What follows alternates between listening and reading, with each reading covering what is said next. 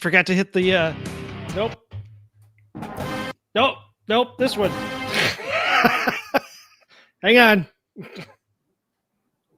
No, I lost it. Never mind. I'll just hit this real quick. I mean, that's a good one. I forget to check these things. I should have done that before the show started. Hey, how's it going? You're like breaking the box there. That's kind of wild. I am? Oh, my bad. Yeah, well, you couldn't see the whole shirt. So, like...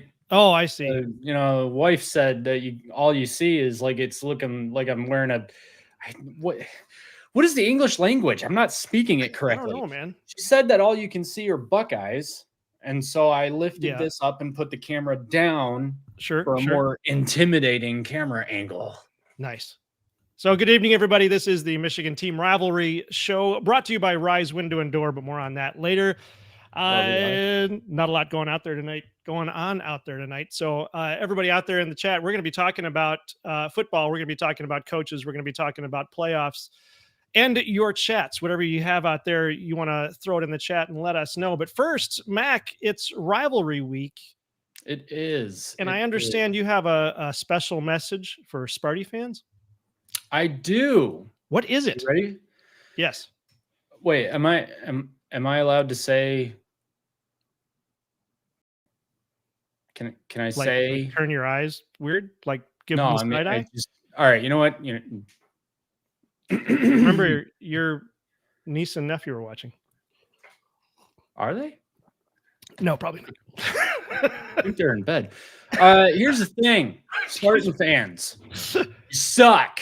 No, I'm sure most of you are probably cool people. You know who does suck, though? Mark D'Antonio. So here's the thing. I used to hate this week because you guys used to be actually kind of a serviceable football team. Now you're not. You suck so much, and it couldn't have happened to a better fan base. You know why? Because of the amount of crap that you guys talked from 2009 to 2015, 19.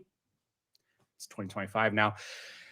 You deserve this. You deserved Mel Tucker. You deserved Jonathan Smith. You guys are a nothing program. You've always been a dumpster fire. You've got nothing going for you except the 1950s, but apparently no one's supposed to care about football around World War II. Well, I don't care about football prior to the Korean War, so suck it. Your 50s championship doesn't mean nothing here. You guys suck. You've always sucked, and you will continue to suck.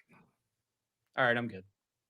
Good job by J.J. McCarthy. Take the handoff. And Alec Manis is going to throw a pick. They give it to Corum. Up back. Corum. Touchdown, Wolverine. Ruben Wilson does it again. 4 points of daylight. He got some speed and some blockers. Outside. Turns the corner. Blake Corum down the sideline. Looking over the middle. Caught. Touchdown, Wolverine. McCarthy extends the play, now using legs. McCarthy a first down. Oh, slam. It's ready to go. We are here. We are ready to go. This is the Michigan Team Rivalry Show. Oh, hey, it rhymed. Yeah. Welcome to everybody, all 2,300 some odd subscribers out there. We know you're out there. We know you're watching. Glad to have you here. This is why we do the show, because we have a lot of fun talking to everybody out there, talking about football and bringing on our friends from around YouTube, although not really that far because most of them live in Michigan. At any rate, welcome. We have memberships. Check them out. It helps us out. We're still trying to figure out what to do as far as, members only kind of stuff. So if you have any ideas, drop it in the chat. Let us know.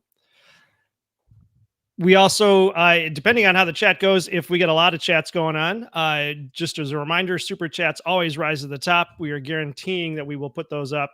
Otherwise, I'll do the best I can. But there's not a lot of people in the chat. We can put them all up anyway.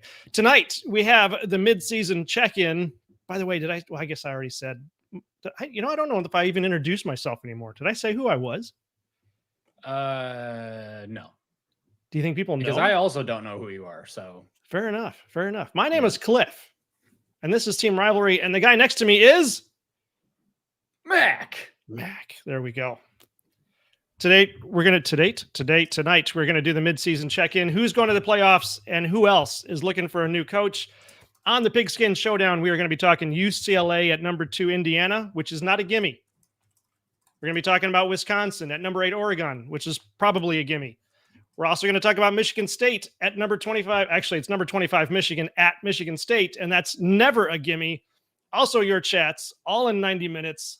We do have a poll, and after the poll, we're going to tell you more about Rise, Window, and Door. But the poll is currently, do you think Michigan will make it into the playoffs? And the answers are simple, yes or no. I tried to come up with something funny, but I just thought it might be funny just to see what people think if it's yes or no. So the poll is out there.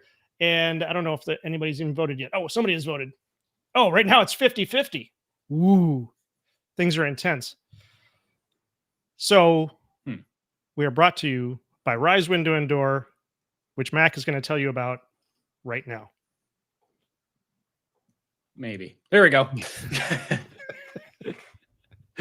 This episode of Team Rivalry is powered by Rise Window and Door, serving Jackson, Ann Arbor, and Lansing. Rise delivers expert craftsmanship, not just in windows, doors, and custom trim, but across the home improvement spectrum. Locally owned and operated, they bring big precision with small town care. No cookie cutter solutions, no shortcuts here. Whether it's upgrading your exterior or transforming your interior, Rise handles every detail with the care and precision you want for your home. Call 810-673-7473 or head to risewindowdoor.com to schedule your free consultation today and let Rise help you realize the vision you have for your home. So they're a supporter of the show. So if you're looking to have any home improvement projects completed, they're going to do the best job you could ask for, and you'll be supporting the channel. Excellent. And they do fantastic work. Really appreciate that. Okay, Mac, before I bring the guys on, I wanted to go through the current standings on our fantasy football league. And currently, do we have to? GT is out there with 98% chance to make it to the playoffs because he's 7-0. He's the only undefeated guy on the squad here. I am holding on for dear life at 0-7. Down at the bottom there, I have a 1% chance of making it to the playoffs. Dude, you're out, is what it is. You don't have a chance. I think I out. Unless I win out, I could go 10-7. Yeah, if you don't forget to update your team. I keep updating. I think I just started off with a really bad team, so now there's just no helping it. Fair, but that's because you went for only players whose names you recognized. Well, yeah, it seemed reasonable. All right. No. I'm going to bring the guys on. You ready? All right. Yeah, let's do it. We have Ben and my vape. His vape. I heard that. And we have Rob. We have Ben from Quacking Off and Rob from Buckeye's Battlecry. I was trying to remember if it was Ducker's Quacking, but no, it's Quacking Off. Don't you dare associate me with the former network. Ducker's Quacking. I woke up this morning and the first thing I did was I thanked God that I'm an Ohio State fan. It's a great time. Yeah. Okay, I'll see you guys next week. Oh, goodness gracious. I think I just vomited a little. Ben, why just vomited a little? Ben, why don't you tell us where you're from and why you're here? I'm like the Oregon guy. Come on now. I mean, until last week. Why am I here? I'm sorry, not last week, the week before. Remember, we were undefeated in the Big Ten completely. So, yes. Indiana's good. And, that's all I can say. But, find me on Quacking Off channel with my co-host Spaz, post games. And then Sundays, the After Dark. Hopefully, we'll see you guys maybe this Sunday. Oh, yeah. Oh, Mac, I forgot to tell you about that. We'll talk about that more. Yeah. If you guys want to, I'll send the link over. Oh, yeah. College football recap every weekend. So it's fun times. And the season's over. Halfway over. It's half over. Rob, tell us where you're from and what's going on. You could find my co-host and I, Peter, at Buckeye's Battlecry. Battlecry is one word. And, not much is going on, just getting through the week. The weather's been kind of gloomy. Hopefully, it gets kind of better. But other than that, another great day to be a Buckeye. Another great day. Oh, yeah, Mac, I was listening to your, little Michigan State monologue at the beginning. And, you said that you don't care about wins or anything before the Korean War. Does that That's not mean true, actually. you'll never talk about Michigan having the most all-time wins in all of college football? Because if you said that, you need to live by your own words, and you don't need to talk about all their natties as well.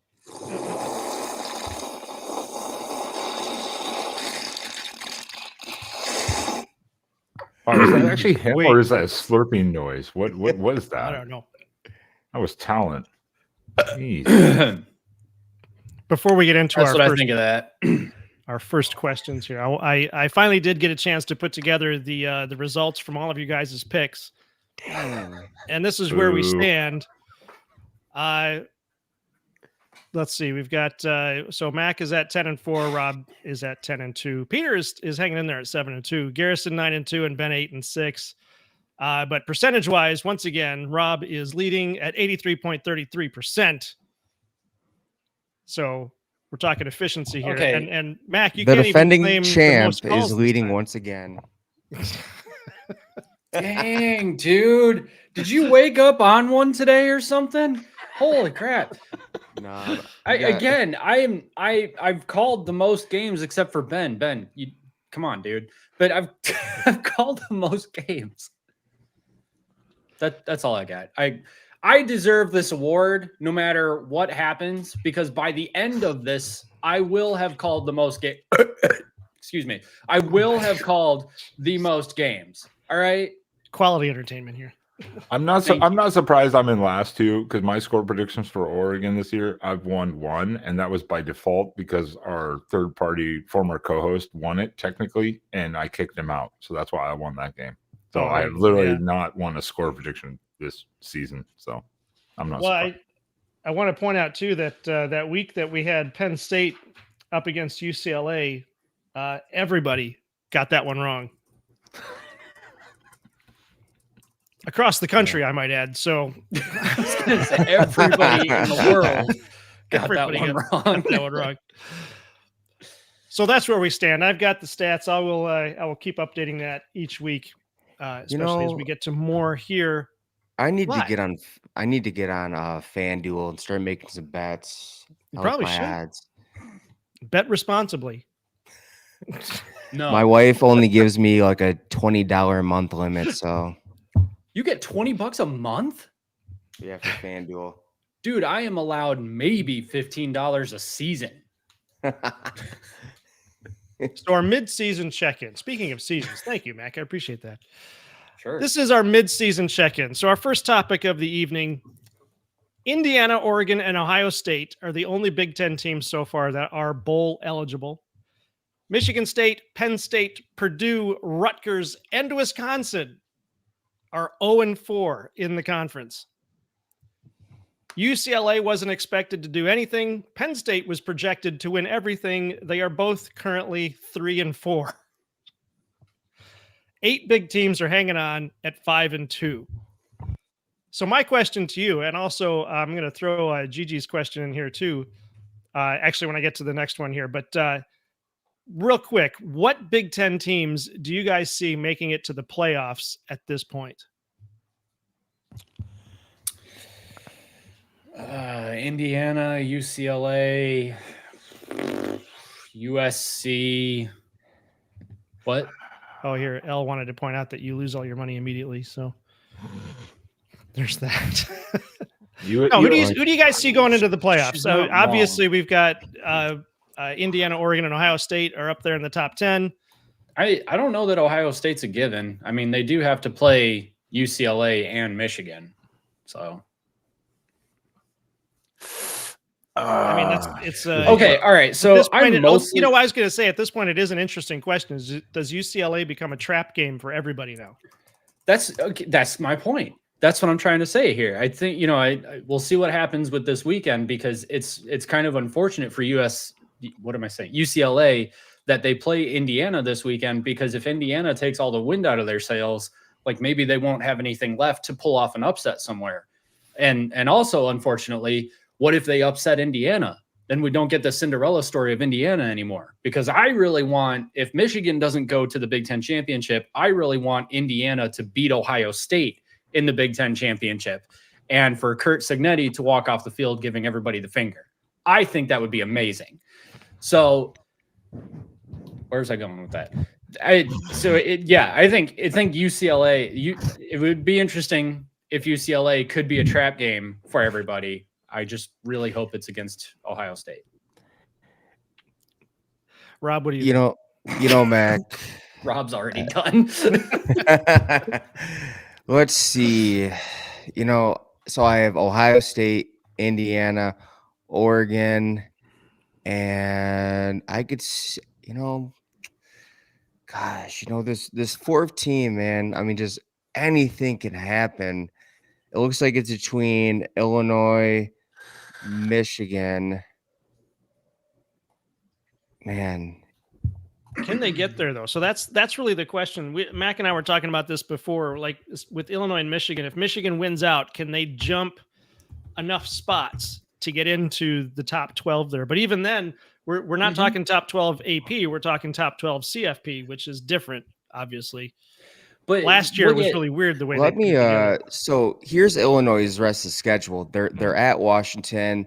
They host Rutgers. They host Maryland. They're on the road against Wisconsin. Who cares? And they host Northwestern. If they get past Washington, I feel like they're really going to win out. And the team that Michigan has to beat to win out is Ohio. I feel like it's going to come down to, the game. And right now, Michigan has a 4-game winning streak. But, the rest is to be told. So, we'll see what happens when we get there. But man, gosh, man, this is gonna be, man, I'm gonna say right now, I have Ohio State going into the big house and getting it done, close score. I think Illinois wins out. So I'm gonna put Illinois at that 4th spot. You think Illinois wins out? I mean, they get past Washington, they don't really have anybody left. I mean, they host Rutgers. They host Maryland. They're on the road against Wisconsin. They've given up, and then they host Northwestern. So it's kind of like there's really no one left to play after Washington. Yeah. But what about? I mean, okay, so there's that. But let's see, Northwestern. Okay, so Northwestern plays Michigan and Illinois, so they're not going to get in. Minnesota plays Oregon. I just don't see, just being realistic here. But yeah, I mean, I think if any team is not ranked at this point, they don't have a chance to make it to the playoffs. So I don't think anybody outside of, Minnesota, Maryland, Rutgers, whatever, they don't have a chance. Yeah, Iowa does. I don't know. Don't you say? Do you not say Nebraska? No, Nebraska's done. Nebraska loses to Minnesota. They're done. I mean, they did lose to Minnesota, so they're done. Yeah. My argument with Iowa, though, is so they lost to Iowa State. I think Iowa State's no longer ranked. And then they lost to Indiana. Ohio State got in with a worse record than that last season. So why not put Iowa in if Iowa wins out? Now, that does mean taking down Oregon at home. They're not going to take down Oregon at home. No way. Probably not, but we also didn't think that UCLA would beat Penn State. I did for as the game went on. I'm like, this is gonna happen. And I think about midway through the fourth quarter, I was right there with you. If you look at what happened after that Oregon game, it's just okay, it's happening again. James Franklin blew it at home. Possibly the biggest game of the season to, show that he's, turned the tide in terms of winning big games. He just couldn't do it. They had to take some, wind out of their sails. The locker room was probably feeling indifferent about why is this guy, we're not going to get anywhere with this dude. So they came out, they played flat, and then they absolutely just embarrassed themselves at home against Northwestern, who is the OG of doormats in the Big Ten. The OG of doormat. There's a shirt in there somewhere. Ben, what do you think? Who makes it to the playoffs this year in the Big Ten? Rob and I had the same exact look, kind of going, this is tough. You've got like your top like three where each one could technically afford a loss. Obviously, like Ohio State could afford a loss. I think you could say Oregon and Indiana could still afford a loss, and it would be okay. Obviously, not ideal, but it would be okay. Everyone else is in a tough position where they're already at 2 losses. USC at Nebraska. Do I trust USC? I don't know. After what I just saw from Nebraska last week, probably. Northwestern, Iowa could be very testing for USC. Could be very testing defensively. But then you have to go to at Oregon, then finish with UCLA. And if UCLA is still hot, like still on like some sort of positive streak and momentum, that can be way more difficult than we thought it would be. Michigan, don't not throwing away Michigan State here. Don't throw away Michigan State. They could throw a complete wrench in the season for Michigan. Then you've still got Ohio State. Yeah. And I know Minnesota. I know Rob just kind of poo-pooed Northwestern. I think that one actually would probably be more difficult for Minnesota than maybe some people think. Northwestern? Northwestern. I mean, like they're the tough. They're kind of a physical team, and then again, they still have to get through at Iowa. I was just saying the Illinois game against Northwestern. I mean, I could see Minnesota just losing to Northwestern, but Illinois. Yeah. Well, and Iowa's I just don't know. It just depends on what it goes because Oregon at USC at Nebraska. I don't know. This is tough to pick. Like it's like what team doesn't show up for a game in these scenarios? Wisconsin. Kind of feeling. Well, I mean, they should just quit the season at this point. Yeah, well, they're out of it. Yeah. I guess you already have my prediction for that game. Illinois is interesting though, because at Washington they get through that. Again, I think the Northwestern game, depending on if Northwestern's still encouraged at all, maybe is their toughest one after this for Illinois too. And that's if they get through Washington.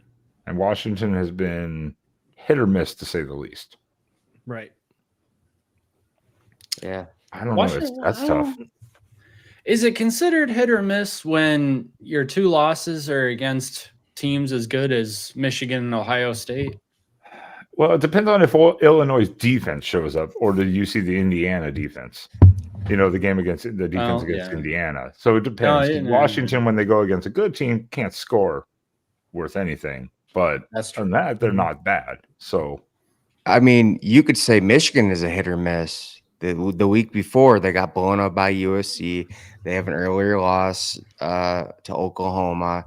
So it's kind of like they don't really know Michigan State's not going to throw a wrench into Michigan season. I don't think that's going to happen. It's going to be over by halftime again. I mean, dude, if that happens, if Michigan State beats Michigan, I will eat my own hat. That's how confident I am that Michigan is going to beat Michigan State. Clip it. Will you wait to do that until you come on the show Wednesday? I will pay you. Gotta find an edible hat first. That's private material for your OnlyFans. No, what you got to do is go to one of those places that'll make you a hat cake. I was just thinking that. That I would actually do that. That would be pretty sweet, actually. But just man, that 4th spot, man. I'm still thinking about it, even though I gave my prediction. It doesn't mean I'm not going to think about it. I've been pulling up the schedules as you guys have been talking. I don't see USC beating Oregon, so they're out. I don't see Iowa beating Oregon, so they're out. Minnesota could lose to Northwestern. Nebraska's already out. So I think it's going to come down to, whoever wins out with Michigan, Illinois. I think that's what it's going to come down to. I think Illinois has a better chance, but I think Michigan's probably going to end up doing it. All right, Mac, says the person who picks Michigan no matter what. No matter what, yeah. Well, that depends on two. I guess it depends on two. So say Michigan loses to Ohio State, and say they lose by the same differential Indiana lost to. So then, would Illinois still get in over Michigan because they lost to Indiana? Instead of marginal loss, though, but instead of losing to USC, they lost to at least a ranked team. Then we're talking maybe like tiebreaker and like differential situation, maybe. I don't like. So are you talking about if each team does not win out, or are you talking about like if Michigan loses to Ohio State but Illinois wins out? So say Illinois wins out, they're there. So oh god, see, I just got rid of the schedules here. So Illinois has 2 losses right now, right? Or they're just one? They have 2. Illinois has 2, yeah. Okay, no, yeah. So see, Illinois would have to. Well, no, Illinois would have to win out, and Michigan would have to beat Ohio State, I guess, or lose to Ohio State. Or they would have to lose to Ohio State. That's it. Even then, that scenario wouldn't work. I'm getting my numbers mixed up because I'm looking at like 5 different teams, like we're talking about going, okay, who could beat who can do this, and right. So we might not have to worry about it. I think it'll play itself out. But who the 4th team is, I think it depends on who the other conferences, what the other conferences look like. Because maybe there isn't a 4th team this year that actually can make it. Maybe there's not. I wonder. Yeah, at that point, I feel like if it's even close, the committee's going to give it to the SEC. In my humble opinion, the CFP is just as biased for the CFP as. I'm sorry, the CFP is just as biased for the SEC as the AP is. I'm sorry. I will keep it family friendly around here. When there was throughout the whole CFP history, ever since its existence, there's never been a full ACC national championship, a full Big Ten national championship. There's been 2 times where you saw 2 SEC teams, and that was 2017 Georgia versus Alabama, then 2021 Georgia versus Alabama. Other than that, just never happened. So yeah, you do have a point about the bias. Yeah, but then every SEC team that goes to a bowl game against an ACC or a Big Ten team ends up losing. Like, make it make sense. Well, and last year again, the Big Ten kind of got screwed with the seeding part of that, because then the Big Ten got to eliminate themselves early on. So at the same time, it's like. God, yeah, I feel like such a Big Ten homer now. All of a sudden, man, year and a half in, here I am. Welcome to the family. Please get out. Well, so okay, as far as this midseason check-in goes, then we've already had 2 coaches fired midseason, just 2, right? We've Deshaun Foster and James Franklin are the only 2 have been fired so far, right? Was there another one? Yes. If we're sticking to Big Ten only, then yeah. But there's also I was gonna say Billy Napier was just so no one likes Florida. After talking about teams that are going to make it into the playoffs, which team do you think is going to lose their coach next? And will it be mid-season? Will it be during the season, or will it be after the season? It's Jonathan Smith, and it's going to be after the Michigan game if they lose by enough. Ooh. Rob, what do you think? Man, I mean, dude, I was planning on seeing Luke Fickell fired after that Ohio State game as it happened. So you know what? I think they're going to keep him till the end of the season, then fire him. But it's a big possibility that yes, Jonathan Smith does get fired. I mean, from what my cousin has told me, he's lost the locker room. Their best wide receiver, Nick Marsh, just looks disinterested with Aiden Childs being the quarterback. You know, this team just looks lethargic. They've given up. I mean, my gosh, what have they lost like 2 or 3 in a row now? They lost to Yeah. USC, Nebraska, then UCLA, and it hasn't been like a close margin. I mean, it's been blowouts. I just feel like, there's a certain Well, type except of for person. the Nebraska game was 27-38. All right, well, I mean, But it was sure. 13-38 against Well- Indiana and 13-38 against UCLA. But that's So, the thing with Nebraska. I mean, significant. Nebraska, you can't even say like, oh, well, at least they put up 27 against Nebraska, because Nebraska's, one, their defense sucks, and two, they just lost to Minnesota. So Right. they don't Well, have but- consistency either. Nine They- sacks given up. 9 sacks. Michigan State is primarily a passing team, and Nebraska still has the number 1 ranked passing yards allowed. So I guess that's somewhat impressive. I don't know, but I don't think John Smith is the guy. And I've been hearing names fly around, and James Franklin's actually one of them, because he's the program builder. He's the guy you bring in when your program is pretty much in the dirt and need someone to raise it from the ashes and build a foundation. So he Get did him it out at before it collapses. he did it at Vanderbilt. He did it at Penn State after one of the most horrific scandals in all of college football. Yeah, that's Um, true. And so it's just like I don't see why not. So I But get, but I also guarantee got- I guarantee Sorry, you Rob. that Michigan State is kicking themselves in the foot right now for not hiring Mike Elko. Yeah, that's a good point. Yeah. I don't know. The thing with Michigan State, though, the thing with Michigan State, though, I don't think it's even a head coaching issue. I mean, because I think Jonathan Smith was supposed to be a really good hire, and like on paper, he was, like, even back when he first got hired, even Michigan fans were like, yeah, that's a good hire. Like he's going to be good there.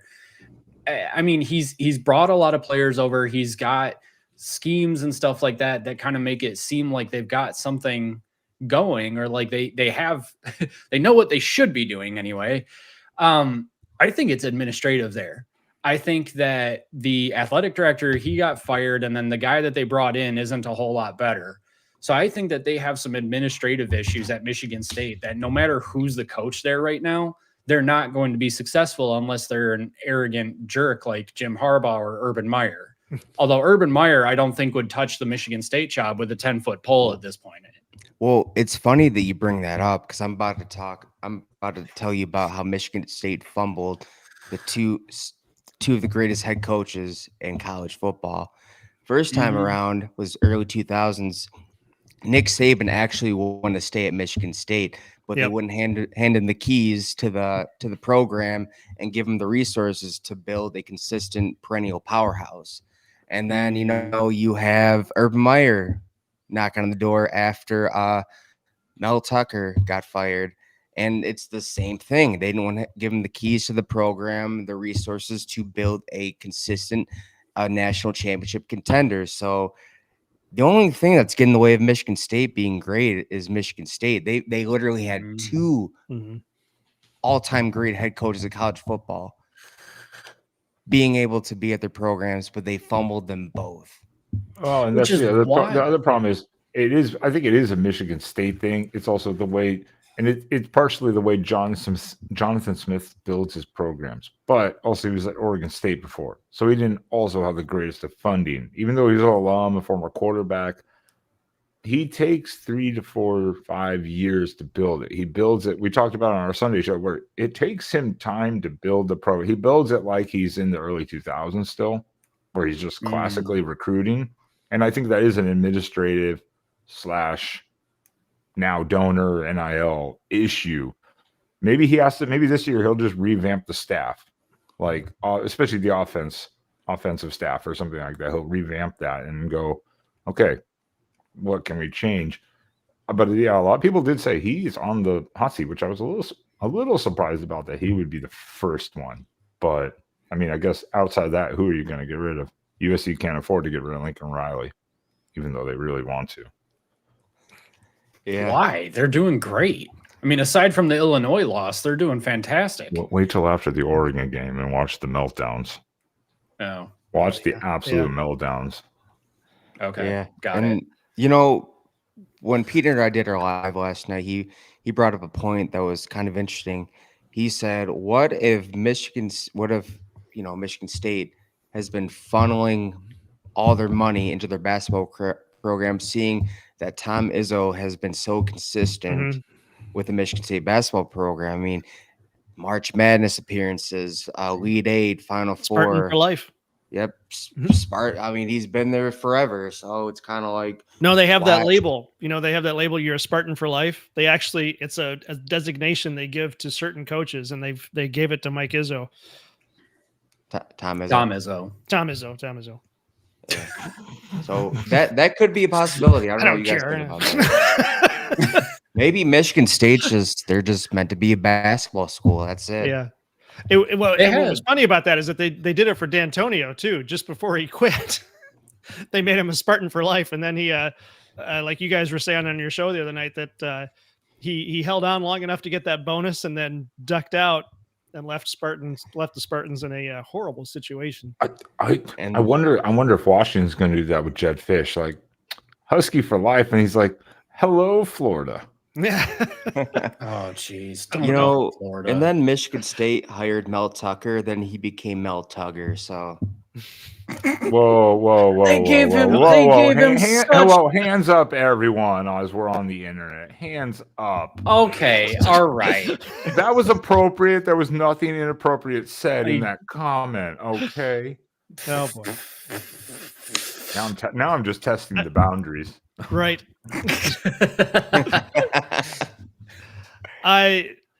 Ben, what do you think of this one? This is from Gigi Dope. Did y'all hear that Dan Lanning could be a top candidate for the Florida job? I heard. I know, and I made a comment after. I made a comment after that. Oh, did you? Oh, it was. Was that before or after the OnlyFans suggestion? It's like, what job isn't he a top candidate for? Yeah, for the last like 3 years. Every time a job opening happens, I'm like, all day, which is fine. Guess what? You don't call a coach that you want and make them say no.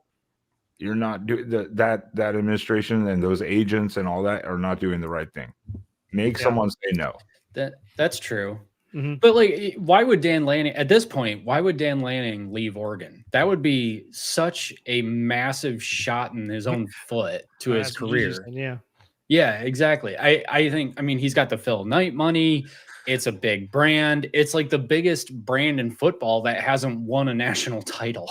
Well, he promised his family he would stay there until at least both of his kids finished high school, and that's at least 7-8 years, or as long as Oregon wants him there.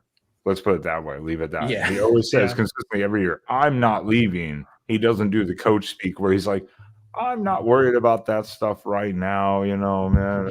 He's like, "I'm not." Yeah. Hey, you know how many times Urban Meyer had a health issue? Just kidding. Migraines.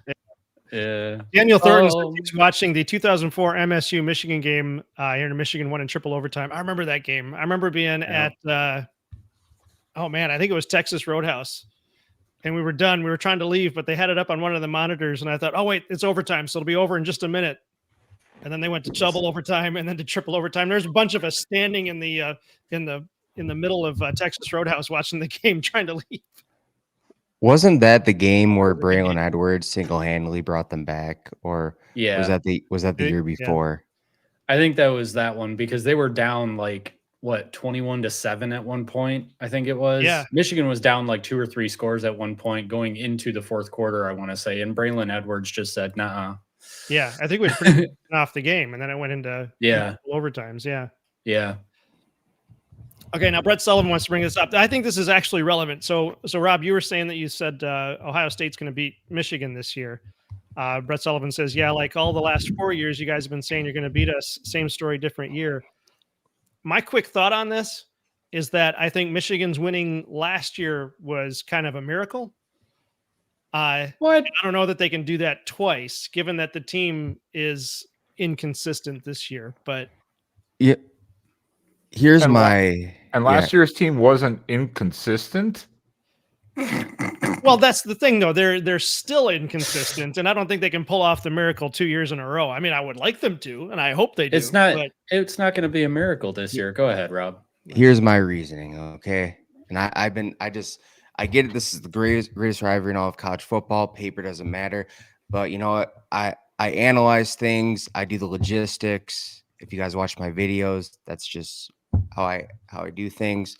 Mhm. So the thing that I like seeing from Ryan Day in this Ohio State team in terms of just the complete philosophy has changed. We're used to seeing Ohio State teams score in about a minute or two, and then their defense comes back on the field right away, and they're just tired.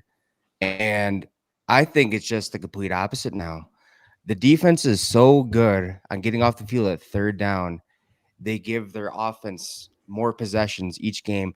And when you have a quarterback like Julian Sain, who's able just so consistent, 80% completion rate so far for the season, you don't need to throw those home run balls. You don't need to, do those 20-yard, 30-yard passes. I mean, he's good for 2nd and 7, 3rd and 4, maybe you run once in a while. You have Ohio State has only given up, I think, 2 or 3 sacks this season, and then you churn out 7-minute drives, 8-minute drives, maybe 9-minute drives.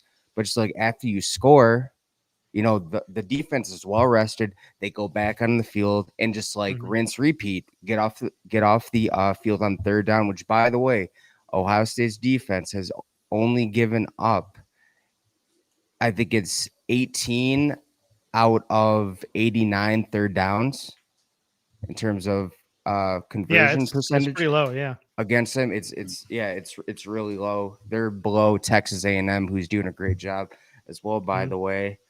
And it's just like, as we saw, Michigan has had a hard time putting up points. And if Ohio State not only takes the clock away, controls time possession, but is able to get off the field on third down, which Michigan has had a hard time converting third down, that's going to be a problem for Michigan, because eventually, if Ohio State just keeps scoring, Michigan is going to have to play catch up, but with a lot less time. And of course, so in terms of Ryan Day, I feel like he's really turned a corner in terms of his psyche, in terms of, kind of clinching during those big moments.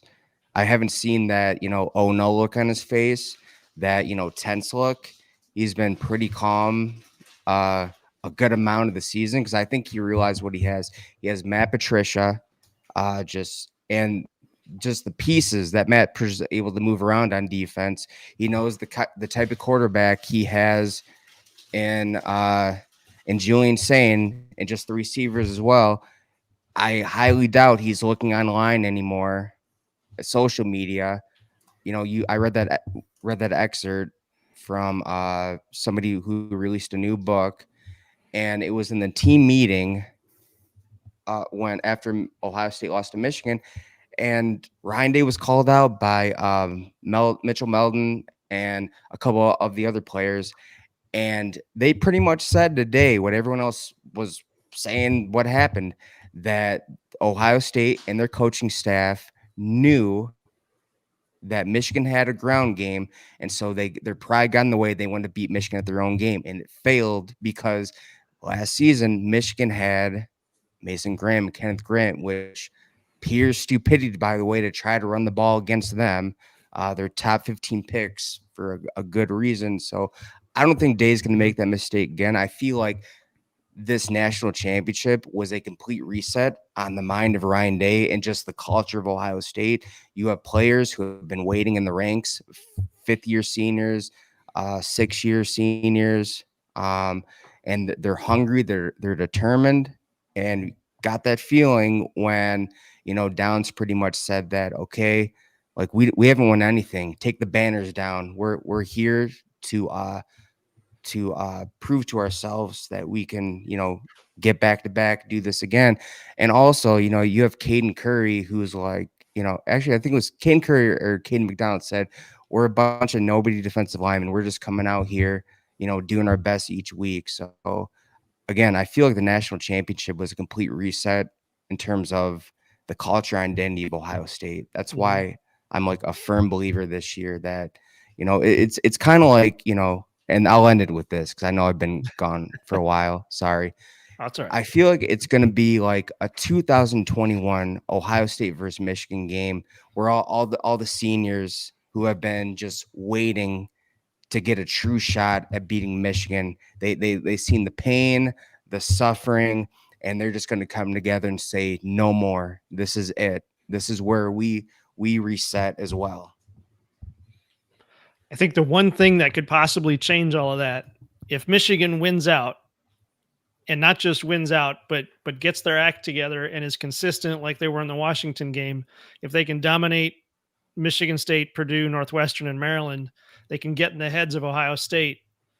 And if Bryce Underwood can get actually Bryce Underwood is fine. It's the receivers that need to start catching that ball. If they get that game going, I think it's an entirely different setup for that Michigan Ohio State game.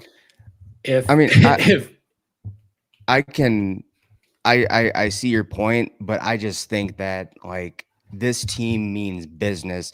Michigan can go on, they can go on and do their thing and win out. But at the end of the day, like I just think that this Ohio State team does not care about outside noise. It's new players, new class, new identity, new culture, and Michigan can bring their A game.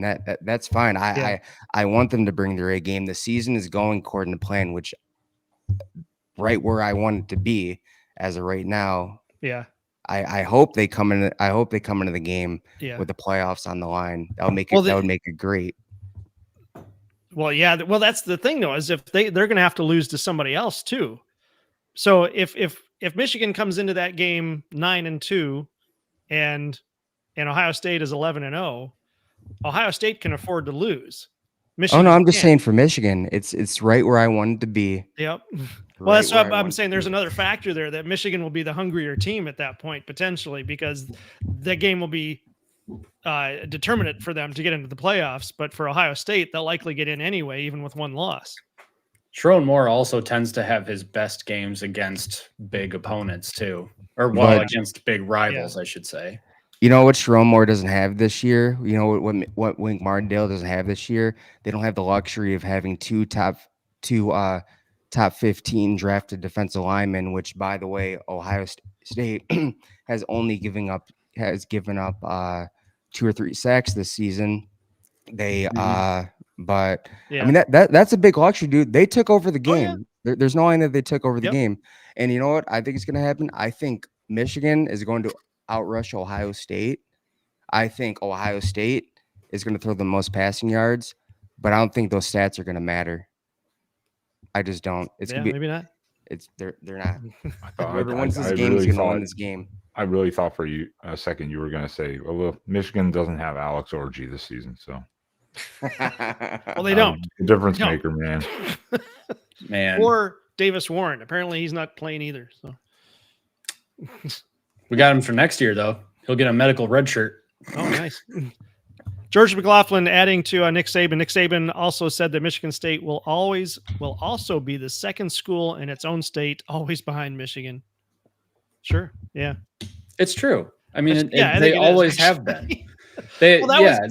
One of the things that D'Antonio used to complain about, that it didn't matter how well Michigan was or how well Michigan State was doing and how poorly Michigan was doing. Michigan always got the press.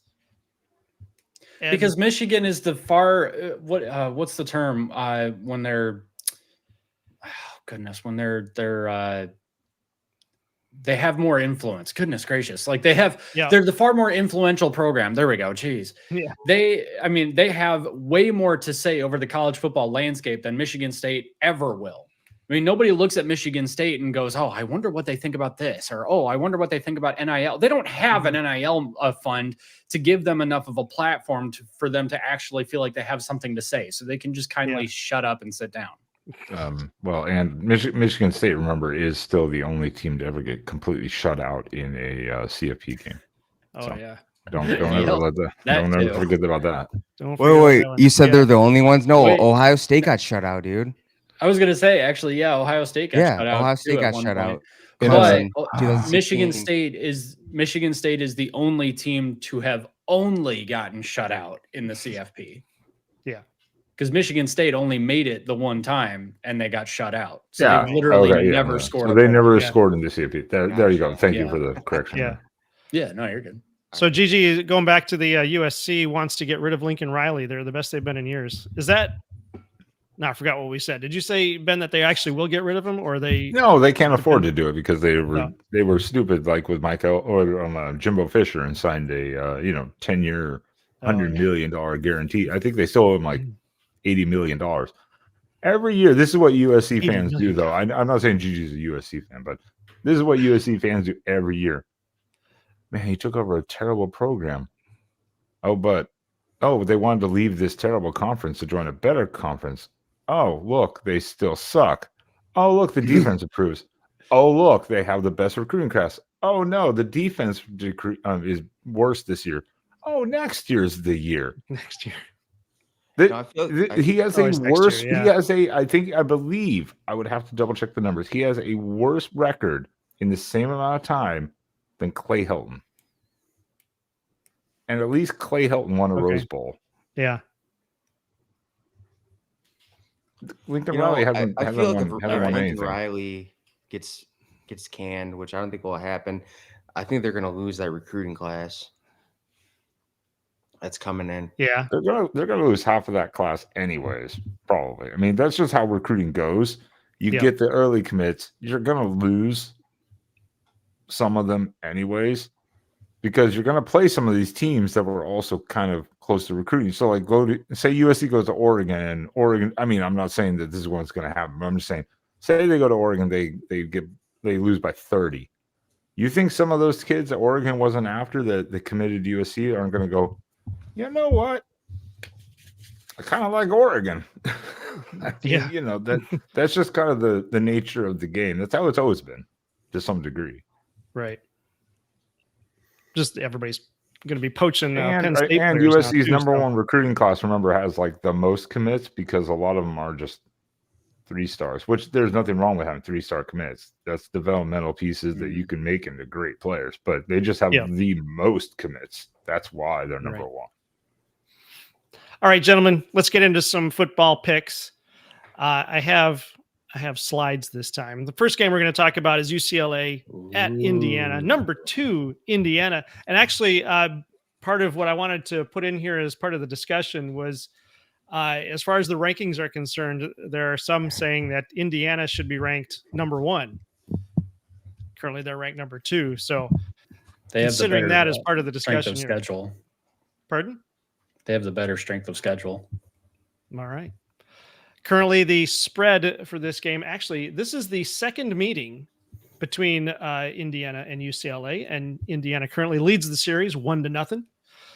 The spread is 25 points in Indiana's favor. The over-under is 54.5. The FBI, as you can see there, is 96.3% in favor of Indiana, but UCLA has won 3 in a row after firing their coach, including upsetting number 7 Penn State, which led to the firing of James Franklin. Indiana, on the other hand, is once again having another incredible season under Cignetti. They are number 2, and like I said, some are saying they should be ranked number 1. Is this a trap game, and could UCLA upset Indiana? What is going to happen in this game? Mac, why don't you go first? Man, I'm going to call Indiana because that's what logic says. That's what my heart says. That's what my brain says. And my brain's really intelligent. I've got 3 degrees. Okay. So my brain in every, well, no, 3 degrees that say I'm broke. No, I've got lots of brain cells up here that are all saying Indiana is going to win this game. But like, UCLA, like they're the team, they're down, they're the underdog. Everybody loves a good underdog story. Like, oh, wouldn't it be great if the underdog won this game, hurt to dirt? But like Indiana is kind of that program that's just kind of the perennial underdog. And like, even the fact that they're number 2 right now, I mean, they look good. And yet I'm still looking at them like, yeah, but it's Indiana. Like, how tough can they be? I think Indiana wins this. And I really hope that doesn't take the wind out of UCLA's sails, because I would love to see UCLA do something wild to end the season. Go from 0-4 to 8-4 or 7-5. That would be amazing. So I'll take Indiana, but I'm not happy about it. Do you have a score prediction?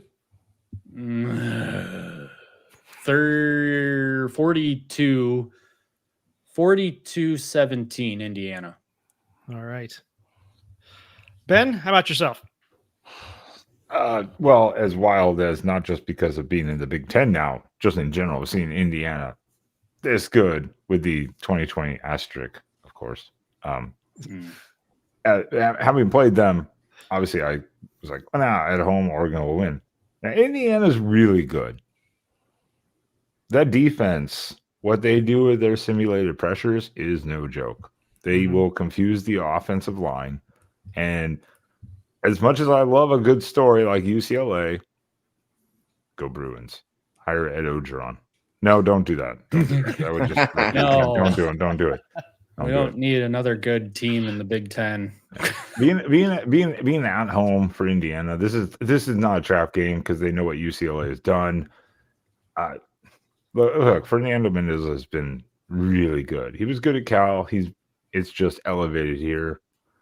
UCLA, can they keep it close? I think is the big thing. If UCLA keeps it moderately close, that's a win for this UCLA team and that staff after how the year started. That would be a huge win. But Indiana will get it, and it's not a bad. Mackey didn't have a bad score prediction there. I'm gonna go something like 45-20. 45-20. Man, you Indiana. wanted so badly to say 42-17, but I did. I really did. I was like, when you said 17, I was like, damn it. Dang it. Rob, what do you got? You know, when I look at all the other teams that this UCLA team, you know, just beat with their new head coach and just the reset, those teams were just not focused. Penn State was depressed after that whiteout loss to Oregon in overtime, or I think it was double overtime. And then you have a Michigan State team who has just given up at life in general.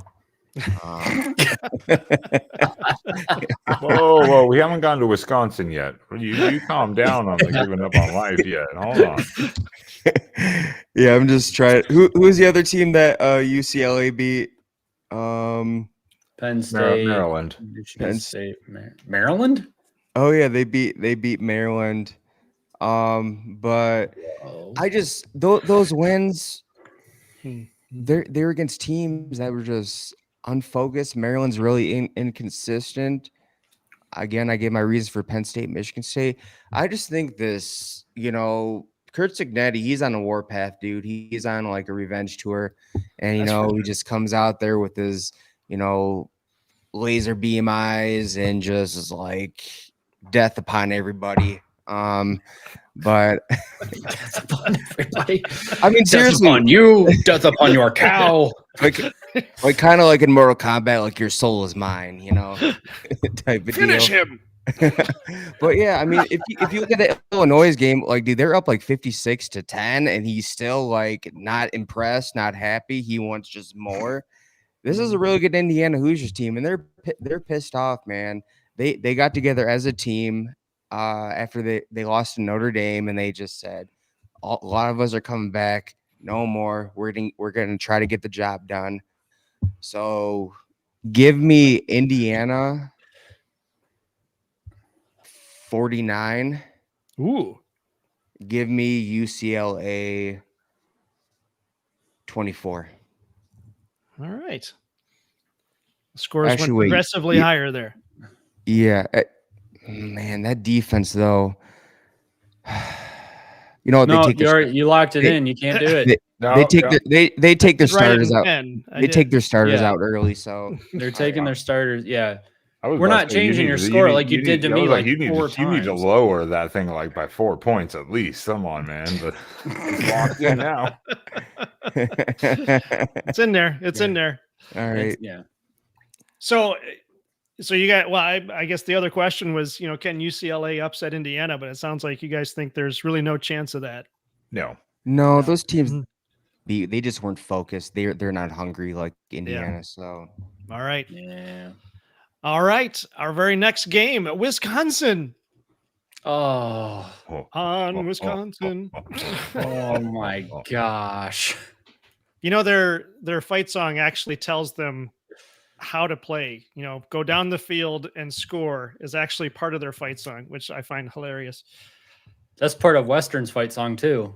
Is it? Take the ball, make a score, win the game.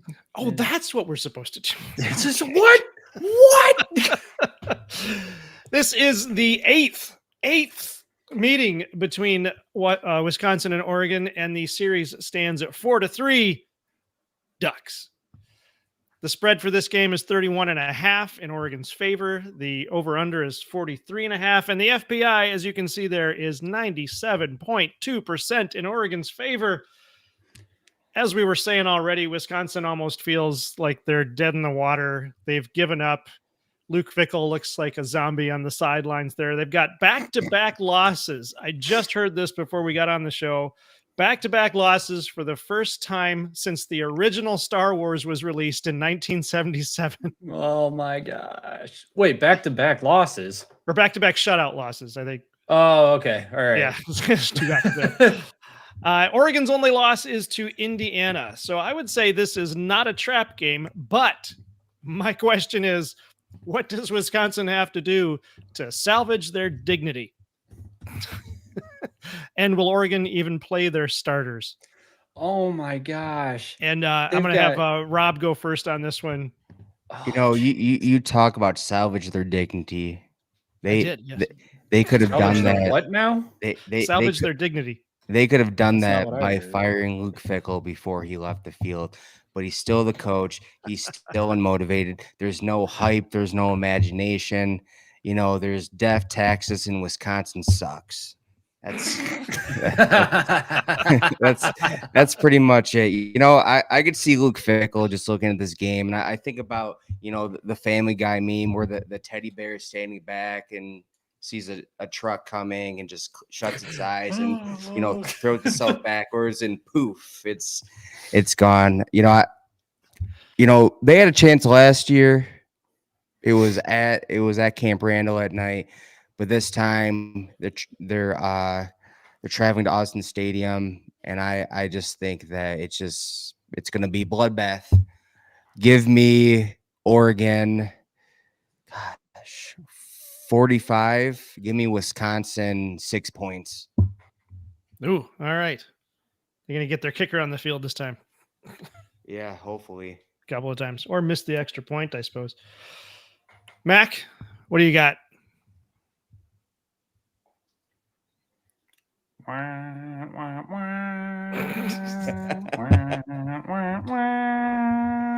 Yeah. You think it's going to be that bad for Oregon? I mean, what? Oh, I see.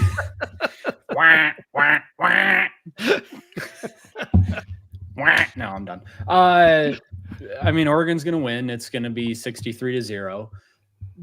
Ooh. Then Wisconsin plays Washington, at Indiana, home against Illinois, and then at Minnesota. Are they going 2-10?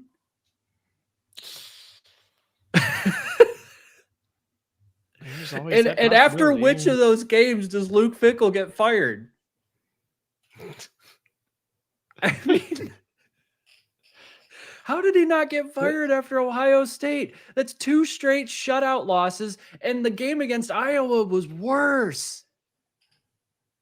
Yeah, that is hilarious to me.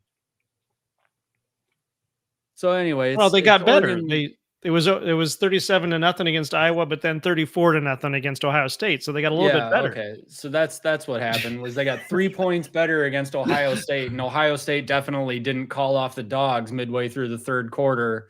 And yeah, sure, whatever. Yeah, I mean, I don't think the question is like is Oregon going to win? I don't even think the question is how much is Oregon going to win by. I think the question is, does Luke Fickell get fired at halftime? I mean, They send him to the locker room. He's not coming back.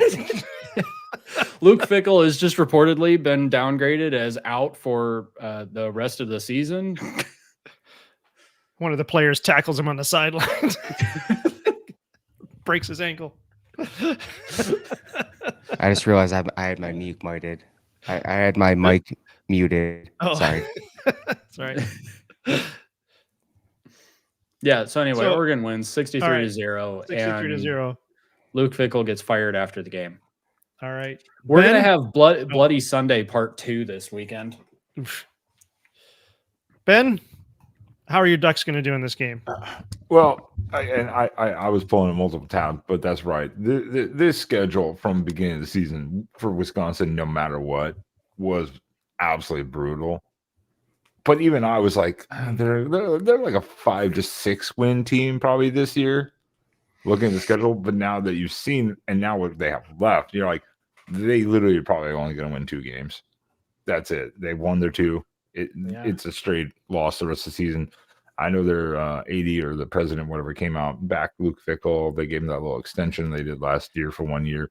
Yeah. I think the whole administration and I think the whole university knew this was going to be a really bad year. Losing Billy Edwards game 1, not ideal to lose your starting quarterback.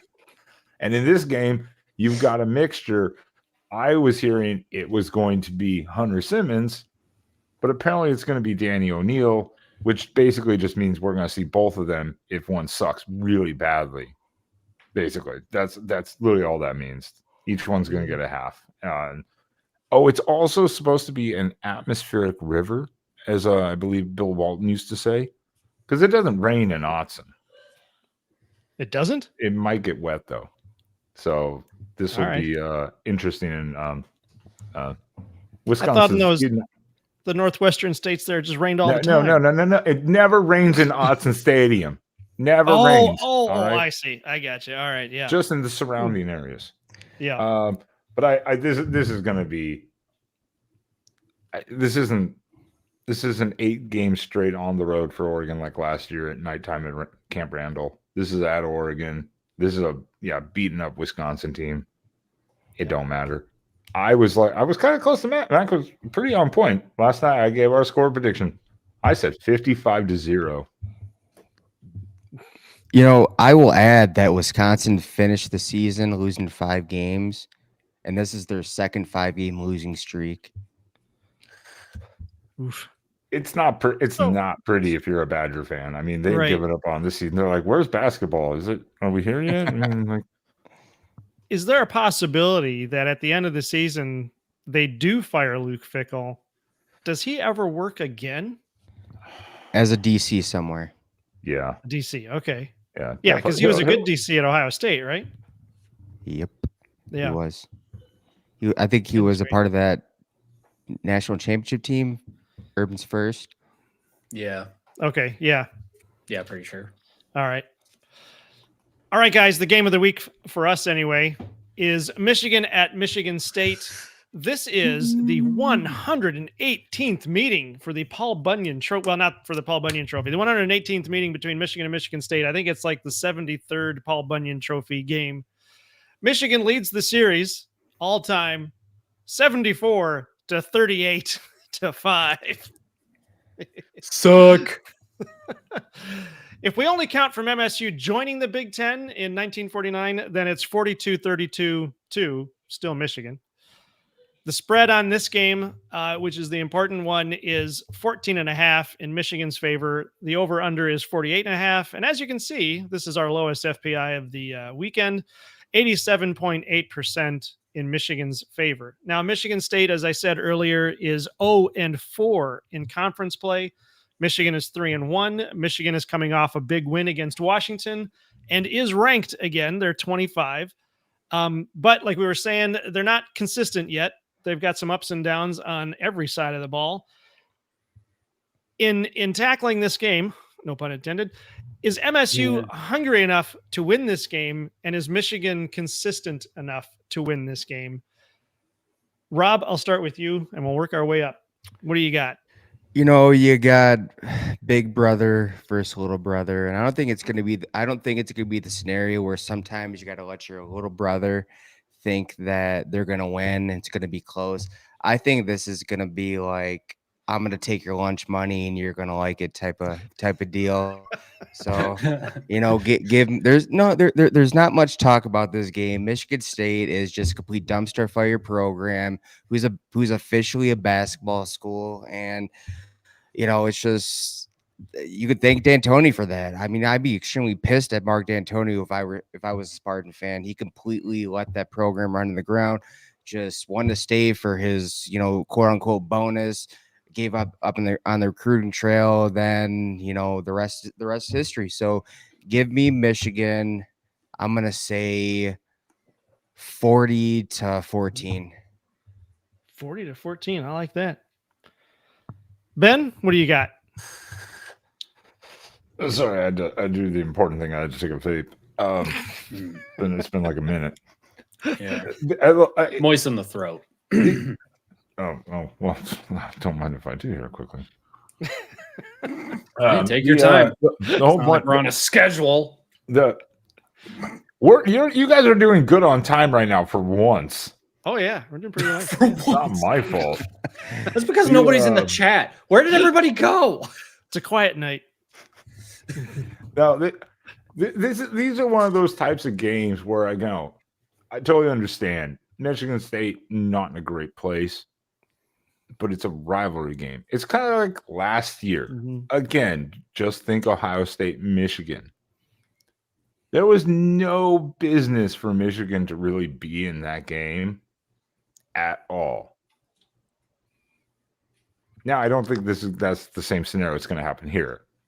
But trust me, but it's a rivalry game. It's one of those, it's just a thing that happens in college football. It's just one of those things that makes every game really interesting. Aiden Childs has been better. He's only thrown 3 picks this year. That's an improvement. And even their backup has not been terrible. He's only played like 1 game, I think, but oh my gosh, what is his name? Alessio Milivojevic. Yeah, okay, whatever, that guy. He's been fine. They got a Their problem is on their team? No, close enough. Whatever. We'll roll with that. Their problem is fumbles. They've fumbled 9 times. Now they've only lost 4, but that's putting the ball in the harm's way a lot. So I think that you're going to see Mark. Good Lord! Why can't Mark Winkendale? Martindale. Thank you. Oh, I knew I was on the right sure who you were talking somewhere. What are you trying to say? I was just flipping a letter here and there, and I was like, okay, this is not coming out right. He's gonna be. I think he's gonna tell him be aggressive. I mean, he's already an aggressive DC anyways. For the most part, he's pretty aggressive, but I think he's gonna be telling him to attack the ball. When you take a team that fumbles that much, punch them early, punch them hard. Yeah. But I think with the rivalry aspect of this, Michigan having bigger things to look forward to in their going forward, I'm in the line of somewhere like 28-14, Michigan. Oh, a little closer, huh? A little closer, but I think you still walk away comfortably. Like, think of it as a late touchdown, All right. Yeah, we have a chat. Oh my gosh. There's actually 14 people watching, so yeah, is it really? We're not doing too bad. It's just a quiet night, I guess. James Monroe says 31-7. I'm assuming Michigan. Yeah, he's a Michigan fan. Well, he's been here before. We've heard from James before. Mr. President. Yep.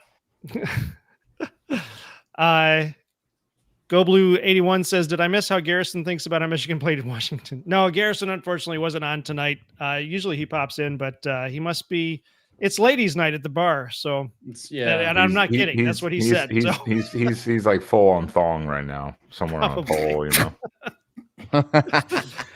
But yeah, I guess in the chat there, I guess I forgot to say, throw your predictions out there, and we'll put them up on the screen while your resident Wolverine prognosticator tells us what he thinks is going to happen at the Michigan State game in East Lansing, which technically is a road game, even though it's 45 minutes down the road.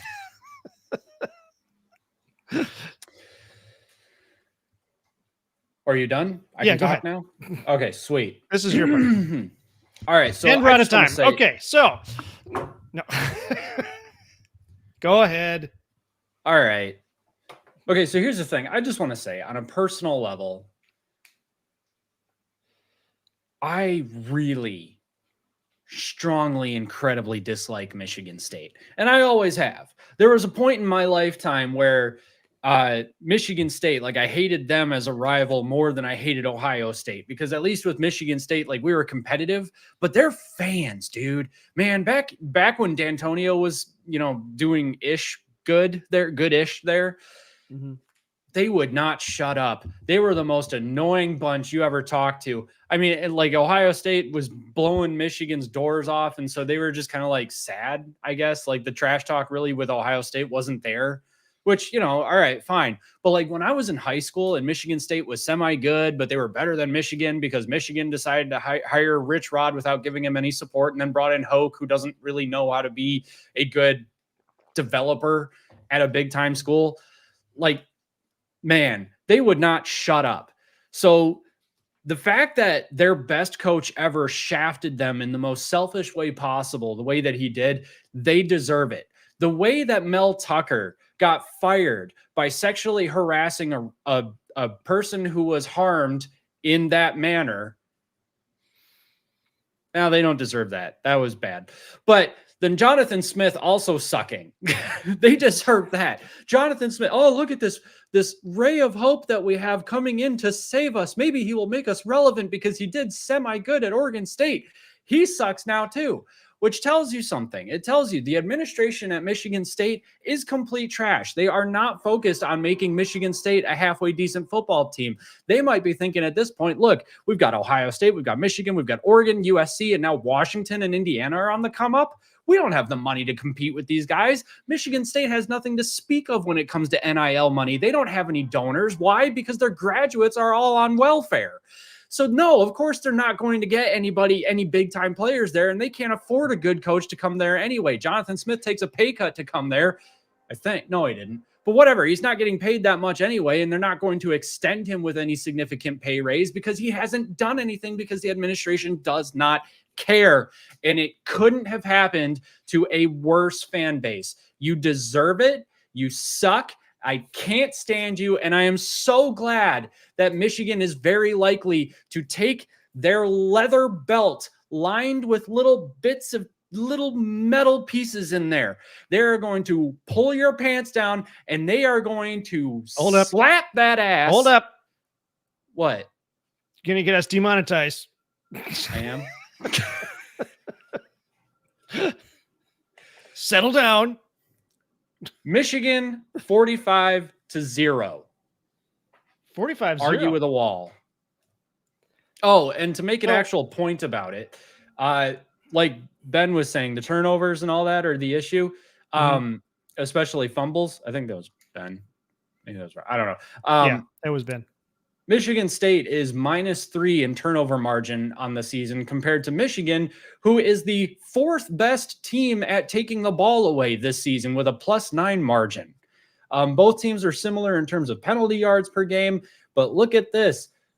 Michigan State's defense ranks 111th in pass yards per game. They rank 50th in rush yards per game and 121st in points scored per game. They don't have a defense. Michigan is going to do basically whatever they want. 45-0 Michigan. All right. Yeah. Score predictions are coming in pretty close there. Go Blue 81. That was Go Blues for a second. Go Blue 81 says 38-10.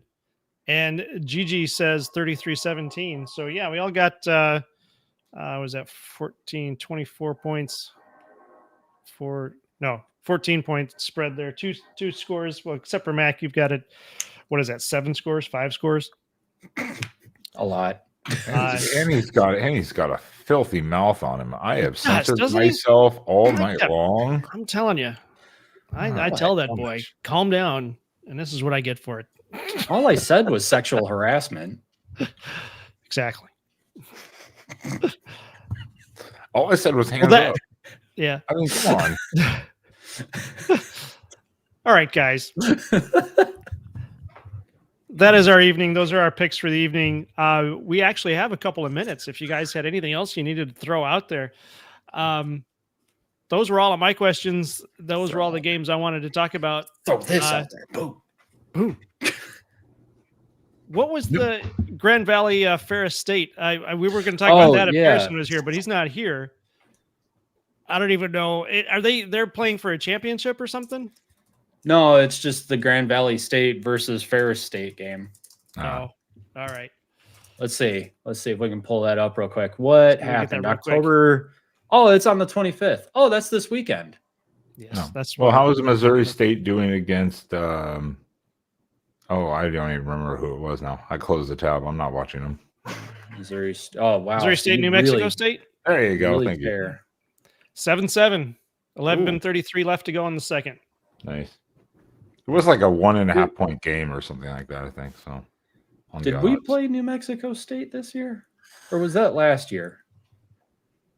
Yeah, you're right. That It was was last year. Okay, good. 1.5 points, 48.5 point over under. Yeah, I think that should I be a think the good key game. message for the rest of your show tonight is outside of the top 3 and then questionable 4, which there are multiple. No one else in this conference matters. Yeah. Which Wait, is hang on a second. You're over welcome. because Thank you very much. Have a great night, everyone. Appreciate Because you we joining the had- Big Ten Rivalry show. we had more teams ranked at the beginning of the season, and it just sort of fell away. And it's all Penn State's fault. Penn State just disintegrated. It is Penn State's fault, though. It You know, was you can- Indiana, you can- Ohio you can- State, you can Oregon. thank- You can thank Oregon for that. You can thank Oregon for that. Sure, yeah. Thank you, That's- Oregon. I guess. Quackity Yeah. quack I don't quack. know. All right, let's close it up. Rob, why don't you tell us again where everybody can find you and what you guys are up to over there? You can find my co-host Peter and I at Buckeyes Battlecry. Battlecry, one word. We go live every Tuesday night at 7 p.m. Eastern Standard Time. We're just pumping out content each week. We're not going to be talking much about Ohio State. They're obviously on their bye week, but go watch the live that we did last night. We talked about big brother versus little brother, and just who's going to be in the college football playoffs and Heisman hopefuls. So Oh, that's yeah. what I forgot about too. Yeah, cool. Yeah. All right. but Thank you very much, Rob, for Surely being Arch on. We will Are you Manning guys- is at the top of the list? yeah. Arch Manning. Who's at the top of the list? Arch Manning. Arch Manning. All right. Thanks a lot for being on, Rob. Appreciate it. Later. See you. See you, Rob. Ben, where can everybody find you? I think you meant to say Fernando Mendoza. Actually, I think. Oh, Fernando. Hmm. Sure. At Fernando. least should be. he's in a good tie. He's in a good tie, at least with a few good names. Let's put it that way. Just say I'll say this too: if Justice Haynes didn't get injured against USC, he should have been in that conversation too. I just said There in are the some good people. conversation. it is still a little early. We gotta wait till like at least is. November 1st. Hey, But there's yeah, no- no, yeah, it's a little early. Yeah. another great night. But yeah, you can find me on the Quacking Off channel with my co-host Spaz every Tuesday at 10:35 p.m. Eastern, as we discuss everything Oregon, the preview shows, and if on a bye week we'll do something, the post game shows, and then Sunday nights at 10:35 p.m. Eastern for the After Dark show, which is the national show. We talk about everything. We have it's an open panel for the most part. So if people want to join in, All we right. just send them the links and we talk all things college football, nationwide news, stories, all that stuff. So Sweet. Yeah, a and we good should time. be there. We'll be there this Sunday night. Mac, I'll fill you in more on that. I forgot to tell him. it's unfiltered, and the sad thing was this is your unfiltered versions, and I'm like, oh Right, yeah, no, so- you are in for put the wife to bed and don't let her listen. Oh, great! I'll I put know, I the think triplets to bed too. I've got it a couple of times. So, All right. Appreciate it, though, guys, and have a great week. And thank you, Thanks, Chad, Ben. also. All right. Thank you, Ben. Thanks for being here. Thank you. See you. All right. John Hatfield says, great show. Thank you very much, John Hatfield. I thought I saw. Appreciate that, John. Oh, there was a message deleted. All right. Well, Tin Man Yeah, was I out think- there for a second. Well, all he said was go blue. I don't know why he deleted it. I don't know. Maybe deleted it by accident. You can post it again, Tin Man, if you want to. Sure. If you do it within the next 10 seconds, we'll pull it up. Yeah, exactly. So yeah, that's gonna do it. Kind of a quiet night tonight. We had some consistent viewership, just lower tonight. Not a lot going on in the chat, but that's okay. Every once in a while, it's that mid-season blues, I think. You know, it's cold. You kind of sit there and Yeah. you're waiting for the weekend. So I get it. It's cold. It's wet. It's rainy, which also means wet. And Right. I don't know. You know what's hilarious is this game doesn't mean anything. You Which know, game? Michigan State. Like if I think it Michigan does. wins, no. Well, okay, so it means more than like the okay. All right, I'm gonna say something kind of wild here, but you gotta come with me on this one for just a second here. All right, and then we'll call it a night. So Gigi, Jamie- hold up. I see it. Gigi's already trying to go into bed. Hold on, Gigi. Hold on. All right, because I got some. What? What? I said, hold on. What'd you say? Don't go anywhere. Yeah. So hold up a second. Then we'll let you go to bed. It doesn't mean anything in the sense that if Michigan wins this weekend, it's because they were supposed to, because Michigan State sucks. If Michigan State wins, then yes, all of a sudden it means something because now Michigan's basically done in terms of the playoff picture. And then you got to look at Maryland. Are they going to get upset by Maryland? And then there's, no way they can win against Ohio State. That's where we're at the point. It's basically nothing more than a non-conference game where if Michigan gets upset, it's, shocking news. But if Michigan wins a blowout, it's like, okay, yeah, duh, of course. It means more. You work until 6 a.m.? Goodness, dude, gracious. no wonder you catch the entire show. That's hardcore. Well, I appreciate you listening in, man. Yeah, have a Gigi. Have a good nap once you get off, dude. Like, geez. Anyway, well, he probably. I was gonna at 10. say, what? He probably starts at 10 or 9. okay. 9 or 10. Yeah, third shift, I guess. Yeah. It means okay. So I was gonna say that it means more than Ohio State right now because the Ohio State rivalry got diluted by the CFP, but that's a stupid thing to say because at that point, it's Michigan versus Ohio State is still for a spot in the CFP, sometimes a spot in the Big Ten championship. Although now that Indiana decided to get good, apparently not. Yeah. So Jamie Hogue works until 7. Goodness gracious. Wow. I love that you're paying attention to me. Thank you. Who? Oh, go ahead. Nah, I'm good. I'm good. Oh, Jamie works the 7 to 7 shift. Wow. What? All right. Welcome to hardcore, the guys. What's Good. Your Shift show on the Good on Team you Rivalry channel. Everybody, just post your shift in the chat. We'll talk about it. Gigi says, love the show. You guys rock. Thank you very much. And he starts at 9. All right. Appreciate that. We appreciate you watching, Gigi. That's really funny. So, because I okay, think, I'm sorry. Wait, what? No, what? Go so ahead. you're saying, okay, so the Michigan State game matters more or less than the Ohio State game? Well, I mean, this year it matters less because if Michigan, so that's the thing, if Michigan loses, then all of a sudden it matters because Michigan's done in terms of the CFP. If Michigan wins, it's like, okay, yeah, of course they were supposed to win. And then at that point, Ohio State is for basically all the marbles, it's the win and in situation. But yeah, I mean, that's what I mean is it just kind of sucks because Michigan State.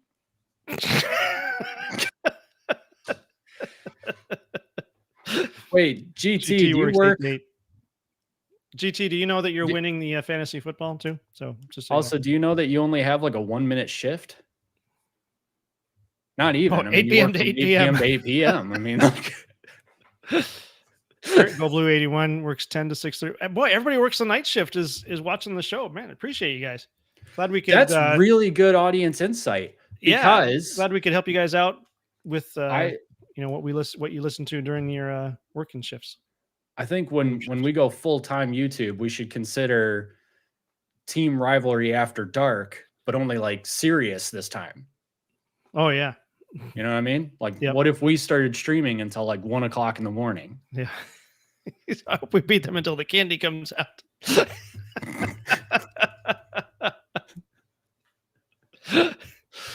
See, this is why we do the show, because we like to hear from you guys, because this stuff is hilarious. I'm going to remember that one. Beat them until the candy comes out. Because they're a pinata.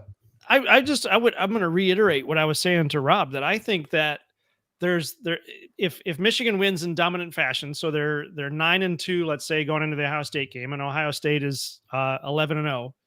I think the game actually means more to Michigan than it does to Ohio State, because Ohio State can afford to lose that game. So why risk your starters in the Michigan game and save them for the playoffs? And then Michigan wins because they don't have their starters in. And then, I mean, I don't think Michigan will make it to the Big Ten championship. I think we're looking at Ohio State, Indiana, Big Ten championship, but then Michigan and Ohio State could then meet up in the playoffs, and then they'll play their starters and then possibly destroy Michigan. Unless Michigan is so hyped up at that point that, they're on, on a tear. But I think if Michigan makes the playoffs, the likeliest scenario is that they have a first round exit. Yeah, but I don't know. It's so interesting. Yeah, I was kind of going to touch on this. It is so interesting to think that we're in an era of college football where the game might legitimately not matter. I know, which is ridiculous. Yeah, unless it'll matter once. If Michigan can get their act together and be consistent year in and year out, and if it ends up that both Michigan and Ohio State are 11-0 going into that game, then it's going to matter more.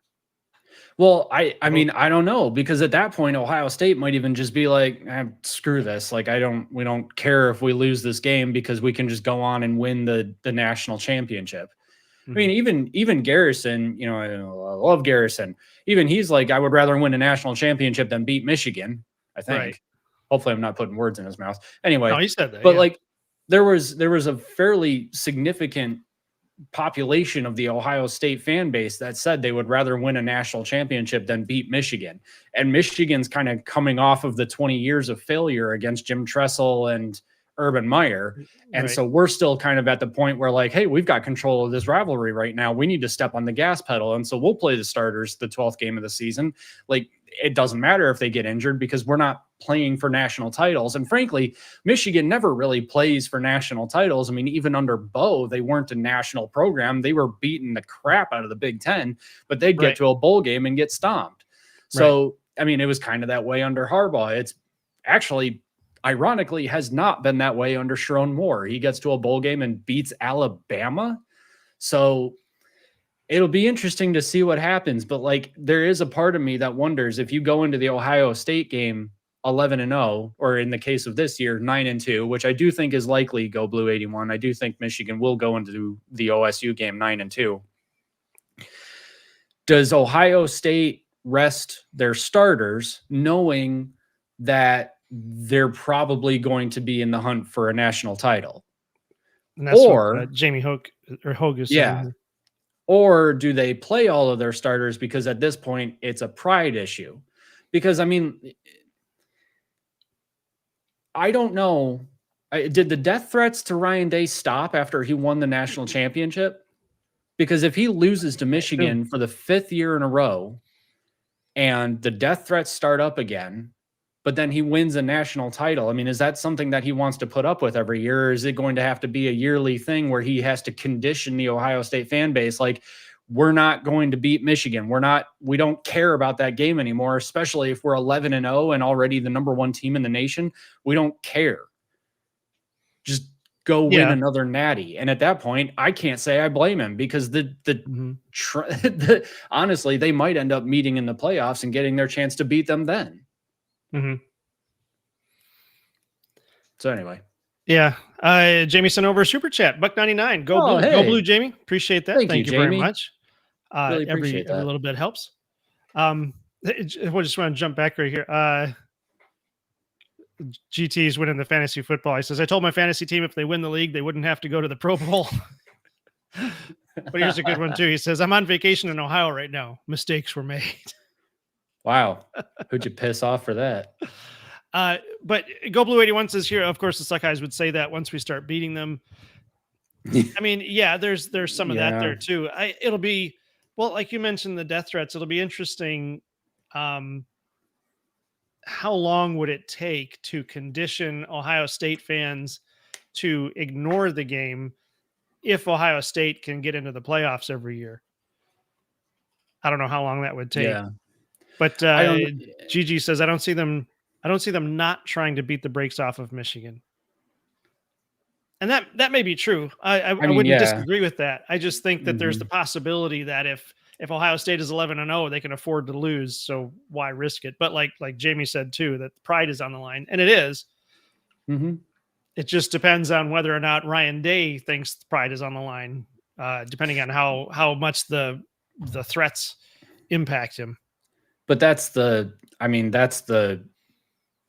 kind of the $1 million question that all Ohio State fans, or I guess honestly, probably just Ryan Day needs to ask himself. If he has a legitimate shot at a national title, and this season, it looks like he does.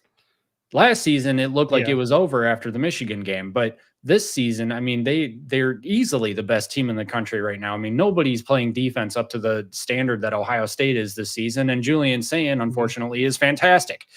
So, I mean, and he's just deadly accurate. I mean, the kid does not miss, and he is so much fun to watch. If you are Ryan Day, come the Michigan game, do you play your starters? Do you try and beat the brakes off of Michigan and risk possibly injuring somebody? But then at that point, do you play the Big Ten championship game? And what does that look like? Mm-hmm. Because the Big Ten championship game doesn't even, I mean, it kind of helps with seeding, but Ohio State wasn't in the Big Ten championship last season, still got in and still won it. So these late season games don't matter as much anymore. And especially for a team like Ohio State, because if they go 11-0 or 11-1, they're in. I mean, Big Ten championship or not, right? They had a worse record last year and we're still in. Right. GT says Jeremiah Smith already guaranteed 2 wins in a row against Michigan, so they can't back down now. That's true too. They talking trash like that.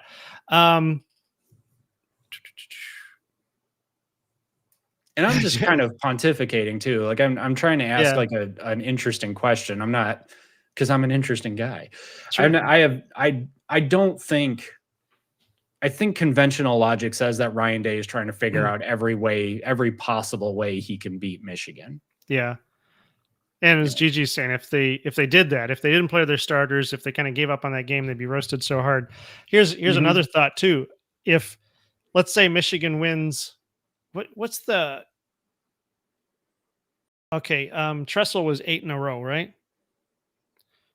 Something like that. So let's say Michigan wins 8 in a row.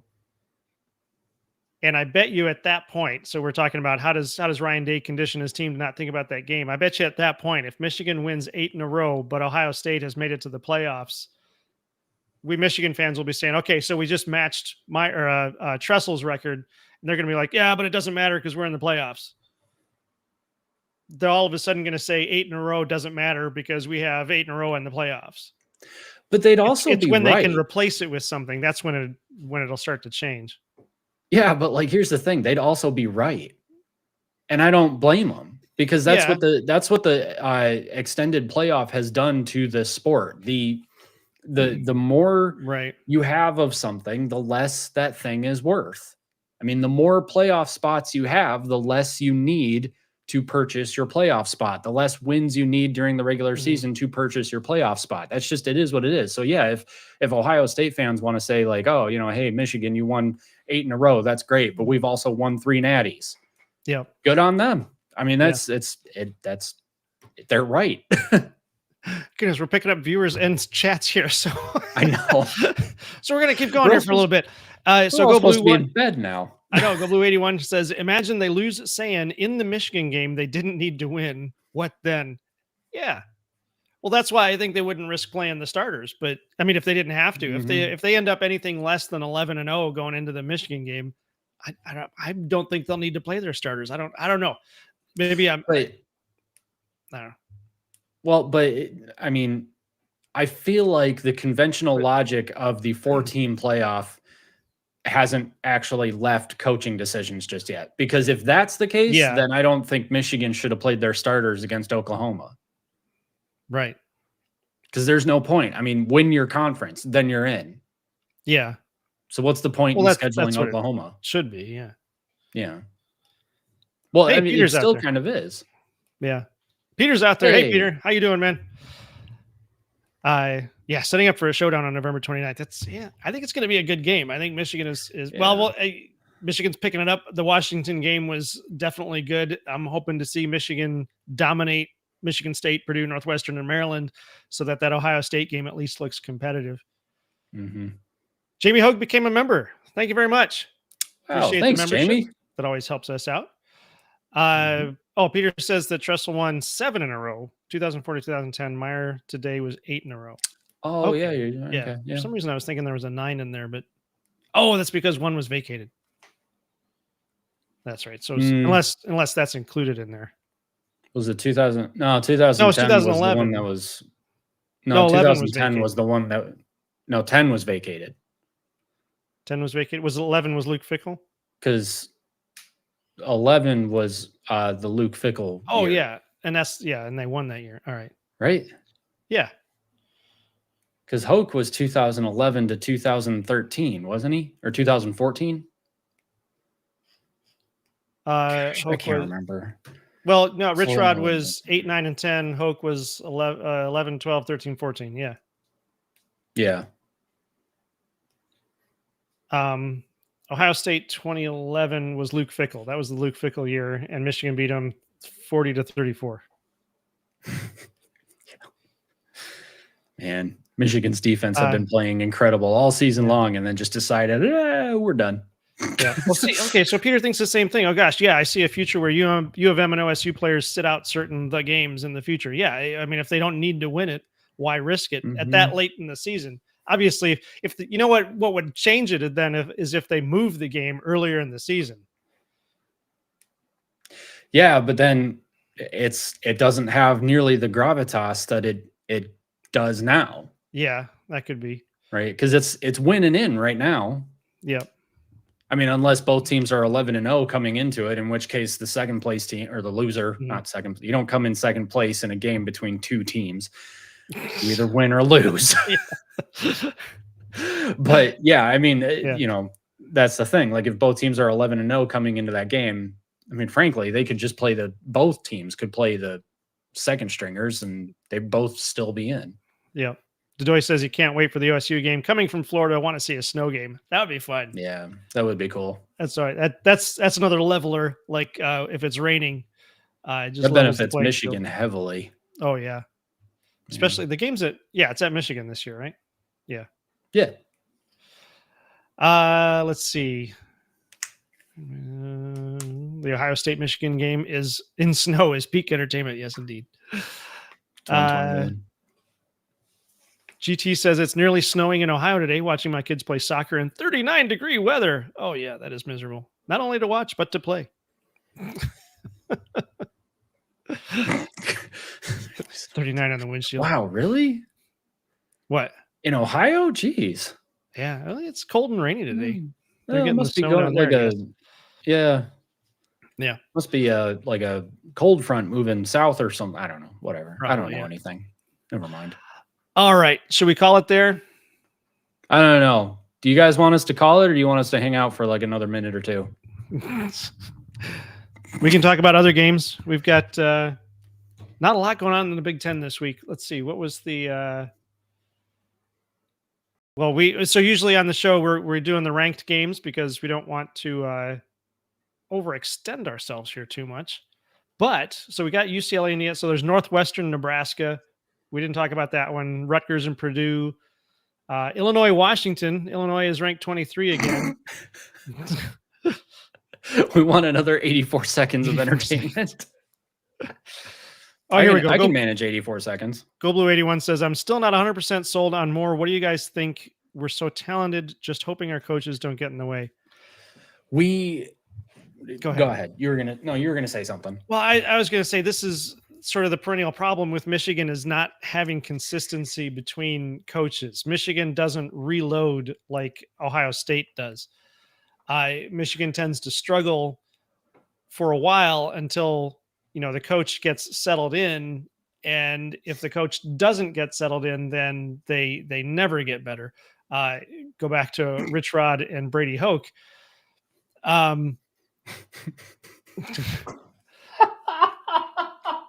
We were well, at least for me, Mac can't speak to this because he wasn't alive yet, but for me, that era of, well, I didn't see the whole Bo era. I was born in 71, but that 71 from Bo Schembechler to Gary Moeller to Lloyd Carr was such a golden age of Michigan football that it was really, really difficult to go through the Rich Rod years, the Hoke years, and then the first few Harbaugh years. But as far as Moore goes, I mean, he's got those flashes of brilliance, but then it just hasn't completely clicked yet. I was really hoping that the last 3 games of last season were going to be indicative of this year, and it really hasn't been. There's something not clicking yet. So I guess, yeah, I'm not 100% sold on him either, but I think he deserves at least another year. So what do you think, Mac? So I guess, sold on him, I don't know that I'm sold on him necessarily either. I mean, I don't know that I was sold on Harbaugh until he won the national championship, I guess. I don't know. The way I see it is this. So in 2024, Jim Harbaugh kind of left the cupboards bare for Michigan, and I don't really like saying that because I'm a good, Harbaugh fan. I think he did a lot of really great things for Michigan, but let's be honest, like they sold out for that national championship. And it meant losing Justin Tress, the strength and conditioning coach. They lost the DC. They lost several assistant coaches. They lost the OC. Wait a minute. No, the OC became the head coach. Well, but yeah, I guess that still counts. They lost the OC. They lost a lot of good coaches, and they lost a ton of players. After the 2023 team. I mean, think about it. Like in 2024, what was Michigan's biggest problem? Quarterback, right? Yeah, offense. Yeah. Yeah. The defense was fine for the most part. The offense just couldn't sustain anything. If JJ McCarthy had come back for one more year, that is an entirely different conversation. Oh, yeah. Yeah. I mean, that's a 10-2 team at worst with that kind of defense. So yeah, maybe he wouldn't have gotten injured, and then he could have started his NFL career without the injury. Yeah, maybe that. Yeah, maybe. But it's all woulda, shoulda, coulda. But the problem with the 20. Sorry. Good. Are you okay? It congealed a little bit there. Sorry, that was probably really disgusting. I apologize, everybody. Couldn't hear anything. I just saw you going. All right. Anyway, so here's the thing. The narrative over the 2024 offseason was that, Jim Harbaugh didn't give Sherrone Moore enough time to find a quarterback. And it's absolutely true. He didn't. And that's unfortunate. And unfortunately, we went 8-4 because of it. 8-5 because of it. This season is a completely different story. I will say that I don't like that Sherrone Moore over the offseason kind of has this tendency to really hype things up. But of course, what else is he going to say? Is he going to say of his team like, oh, we suck, so get your expectations in order? They're insanely young. From what I understand, they're either the youngest or the second youngest team in the Big Ten and one of the youngest in the country. And if you look at it in terms of that, if you look at it through that lens, the USC game sucked. Okay, they got blown out fair and square. Wink Martindale didn't call a very good game. The screen passes were just killing us, and there were very few adjustments. But you also had players say that they had a team meeting after that to discuss the fact that players were on defense just kind of doing their own thing. There wasn't a lot of cohesion there. They weren't playing together. And that's kind of on Wink too. I mean, that development and that team spirit, if you will, has to be there. Against Oklahoma, I think Oklahoma was just the better team. I think Oklahoma was an interesting game because Sharon Moore wanted to go in with the game plan of don't get Bryce hurt, which honestly, it's Oklahoma. Yeah. It's not a Big Ten team. Fine by me. And also, quite frankly, they just beat Washington doing that exact game plan. Don't get Bryce hurt. I mean, they had Jordan Marshall step up. They had a bunch of people step up. The Washington game, for me, is kind of this turnaround game where Michigan had to win that game if Sharon Moore was going to finally solidify that foundation that he can build his tenure on. And that second half, the fact that Wink Martindale adjusted the way he did so that the 2 interceptions that happened, that's a big deal. And then Michigan put points on the board definitively after those turnovers. That's a big deal. Michigan got punched in the mouth several times by Washington, especially at the end of the first half. There was every reason for them to come out in the second half at the start of the end of the second, or at the start of the second half, and just lay an egg. And they didn't. They shut Washington down. And they went and they scored themselves some points. And the defense stepped up big time. That is not a bad offense that defense shut down. Mm-hmm. So I think that they figured something out in the second half against Washington. And we'll see what happens from here on out. But for me, this is an insanely young team, but there is a lot of upside. So is this okay? So Peter said we want 84 seconds of entertainment and then said, that's what she said. Because I said I can manage another 84 seconds. Oh. So Dodoy has a prediction of UM24 MSU -9. -9. Oh, -9. There we go. Okay. Jamie Hogue 31-17. Michigan go blue. Yep, that's right in there with. If you heard the other predictions, what we had. So Mac had 45-0, Rob had 40-14, and Ben had 28-14. So yeah, I think we're all right in there. Mm-hmm. I said 45-0. Yeah. What did I say? Oh, I thought you said 48. That was no, yeah, 45-0, 40-14, and then 28-14. Oh yeah. Okay. Peter says it was a golden age. So many Big Ten championships between those three. Yeah, Big Ten championships. Yeah. Sometimes I love the typos. Yep. Yeah, Bo was winning Big Ten championship after Big Ten championship, but couldn't win the bowl games. It was weird. And you know what's funny is that Michigan has actually won the Rose Bowl back when the Rose Bowl was the Rose Bowl. Actually won the Rose Bowl more times than Michigan State even went to the Rose Bowl, and yet Michigan has a bowl problem. I think Bo Schembechler himself was 50% on bowl games. Yeah, I think, and went to a bowl game every year. So we're not talking about 4 or 5 bowl games. We're talking about 20 bowl games, and he won 10 of them. Yeah, if that. So, yeah. Go Blue 81 says, I don't want us to waste Underwood's 3 years with this. Agreed. Yeah, I agree with that too. If they fire more, there's a real good chance that Bryce Underwood leaves. I think if you want Bryce Underwood to stay, then we need Sharon Moore to stay. To me, I think that you look at Underwood, and if Underwood is engaged and playing as hard as he is and doesn't transfer over the offseason, that's a pretty solid endorsement of where he sees the program going under Sharon Moore. Because Bryce Underwood could be putting up video game numbers at basically any ACC, any former Pac-12 team, any SEC team. I mean, everybody is prioritizing the running, flying, high-flying offense. That's what I was trying to say. Jeez. So if he doesn't transfer, that is a major endorsement of where he sees this team going under Sharon Moore. Dedoy has a good question here. Did Jim strip the cupboard as a get back at Ward?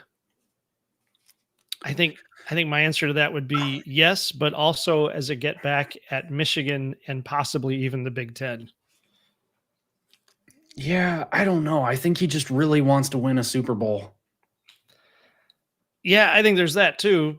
And I mean, you can't, I don't know. I guess you can't blame, Jesse Minter for going for an NFL job. The strength and training coach, Justin Tress. You can't blame him for going for the bigger job. So, I mean, the cupboard was stripped bare. Was it Jim Harbaugh's fault?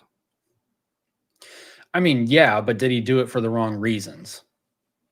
Did he do it to get back at Ward Manuel? I mean, it's not out of the question, I guess. Well, we don't know. Yeah. I mean, obviously none of us are going to know, but I would say it's not out of the question because Ward Manuel and the university wouldn't support him. They wouldn't back him. I don't know. Some of the stuff that's come out kind of makes me feel like Ward Manuel did actually try. Yeah. But I don't know. I don't know. Late. We'll never. Well, sure, maybe. I mean, but we'll never actually know what happened. I think the easiest thing to assume at this point is that Jim Harbaugh has a one-track mind, and now his mind is on Super Bowl. And after he won the national championship, his mind was on Super Bowl. Right. Yeah. So Jimmy Hogue says, I say a coach should get at least 4 years to fully see their vision. And if it isn't winning one, then cut your loss. If it isn't a winning one, then cut your losses. There's always growing pains with a whole new staff, not to mention a young team. Ben Herbert. Yeah, Dedoy's right. I've been saying Justin Tress. Justin Tress is Michigan's current strength and conditioning coach. We're talking about Ben Herbert. Oh, okay. Gotcha. Yeah. Anyway, sorry. You can go back to the... Well, I was going to say, yeah, I think Jamie's right here because it's typically, I don't know, it seems like it's happening faster now, but typically you didn't see your team of recruits until at least the fourth year, which I guess is still true. Yeah. Even the 2026 class coming in, you've still got, even though those would be Sharon Moore's guys, you've still got the players who are still there. So yeah, it's still a thing that it takes 4 years to get through all of the recruiting teams to get your full team in there. But unfortunately, as much as that's the case, now with the amount of NIL money involved, you don't really get that opportunity. You're not going to get that opportunity. And what Peter says here, I used to agree with the 4-year timeline. However, now seeing Indiana and other programs flip their rosters so quickly now and competing, it's down to 2.5 to 3 years. Yeah, I mean, if Kurt Cignetti is the indicator, then it's 1 year. Yeah, I just wonder if he's the outlier. I mean, because we were talking during the Mel Tucker era, like, can you build a team just through the transfer portal? And he tried. And he had that one good year, but let's be honest, that one good year was because of Kenneth Walker, not really because of anything he was doing. By his own admission, he's a horse crap football coach. Yeah. So I think Kurt Cignetti is doing something genius level at Indiana, and, hats off to him. But for me, I wonder if he's not still kind of an outlier. Now, hey, I mean, if it gets to the point where, the best recruits go towards, I don't know, your Ohio States and Michigan, and Indiana wants to take the leftovers and has a good enough coach that Indiana can field an incredible team with those leftovers, then sure, do it up. But I think that it could also be that this is changing the trends for coaches as well, that Cignetti is kind of starting something that other coaches really don't want to see happen, because Cignetti is, Jamie Hogue is saying it right now, Cignetti making hot for coaches, but everyone is going to be able to replicate that formula. Eventually. And that's only if the coaches adjust. So Cignetti is kind of forcing the college game to turn into this free agency, free-for-all sort of a thing. Not to that extent necessarily, but it's to the point where, other coaches kind of have to get on board or they'll get left behind. Yeah. So John Hatfield says, as a Buckeye fan, I hope they give more an extension. But honestly, Michigan can do better than more. They probably can. This brings us back to that whole the administration problem that Michigan has. That, I mean, Rich Rod, I think, is indicative of it. It's once that Bo Schembechler era ended, I don't know what changed other than the administration, and we got an AD that was not all that interested in football, or not the AD. Yeah, no, the AD was not all that interested in football for some reason. I don't know why he came to Michigan. No, it was the one before him. There was a new AD right after Bo. Not right after Bo. It was like 2 later. Okay. Because Bo was AD for a year or 2.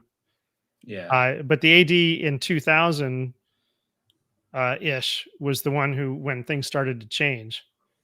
So, I mean, Michigan can do better. But the question is, are they willing to put up the resources to do it? Unless it's somebody like a Jim Harbaugh, who is a Michigan superstar. There's just not a lot of those guys around. Yeah, that's true. Dedois asks, do we see an all Big Ten national championship this year? OSU versus Indiana. If it has to be Ohio State versus Indiana, I guess I'll take it. But I would love to see an all Big Ten championship this year. That would be awesome. So I don't think it's likely, because my guess is they'll put OSU against Indiana in round 1 to eliminate one of them. Indiana's going to be ranked too high. Okay. Like, I mean, most likely anyway. But I'm just betting that they'll line them up in such a way that one of them gets eliminated. Well, yeah. I mean, maybe, unless they just keep winning. Yeah. Or they meet earlier in the tournament, I guess. Yeah. Jamie says, I think it would be disastrous to fire more this early, potentially destroying this team in recruiting. Yep. Yeah. Yeah, that's the thing. The recruiting class that we've got coming in next year is way too good to risk firing more at this point. Yeah. I mean, if Moore blows it and drops like three or 4 more games this season, or I guess that would be the rest of them. The rest of them, yeah. But yeah, no, I mean, there's way too much looking positive for Michigan right now, despite the 2 losses, that firing Moore would be a mistake. Yeah. Jamie also says, not to mention we could end up with Rich Rod 2.0, still have PTSD from those years. Yep. We have Trest now. We lost Ben Herbert to the NFL. Yeah. And he was good. Wait a minute. He said NFL doesn't need a strength and conditioning coach. Hang on a second. Ben Herbert is the director of strength and conditioning for the Los Angeles Chargers. Oh, he went with Harbaugh. Okay. Yeah. I didn't realize that. All right. Yeah. So Go Blue 81 says, all I know is Savion Hinter. Is it Hinter or Hyder? Hyder is coming in next year. It's Savion Hyder. Savion Hyder. Coming next year, beware OSU. He is a beast. Best running back to come into college since Bijan Robinson. Do love our recruiting class last year and this year. Yeah, we've got a lot of talent out there. It's just up to Moore and the other coaches to develop that talent. Yeah, that's Bijan Robinson. Bijan. Yeah. Peter's going to watch the Pistons. Enjoy. Thanks for hanging out with us. Appreciate it. I think the only NBA game I've ever seen all the way through is that one Pistons game we went to that one time, and that's it. Jamie Hogue says it's a big gamble for a program. Guess wrong, and your program could take years to recover. Yeah, that's what happened when we brought in Rich Rod. Yeah, and Penn State's about to find out. Right. SEC hates the Big Ten. I hope we keep them sick for years to come. Yeah. Same. Yep. Trying to see what the score of the Pistons game is real quick. Okay. Oh, no. Bulls 112, Detroit 111. 12 seconds left. Man. Yeah, that probably was a good game then. Probably, yeah. He's too old at 64, going to be a lead at Indiana consistently, though, until he... Oh, that's Cignetti. Yeah, Cignetti's already 64. Yeah. Yeah. Okay. That's going to do it. Thank you guys for hanging out with us. Appreciate it. good. That's a lot of fun when you guys throw those questions out there. Enjoy talking to you guys. We will be back next Wednesday. Until then, go blue. Hoping Michigan can dominate the Spartans. Show the little brother who's boss. That's what we're talking about. As Garrison likes to say, belt to booty. Little BTB. Until then, any ideas you guys have for what we can do with memberships? We're open to that.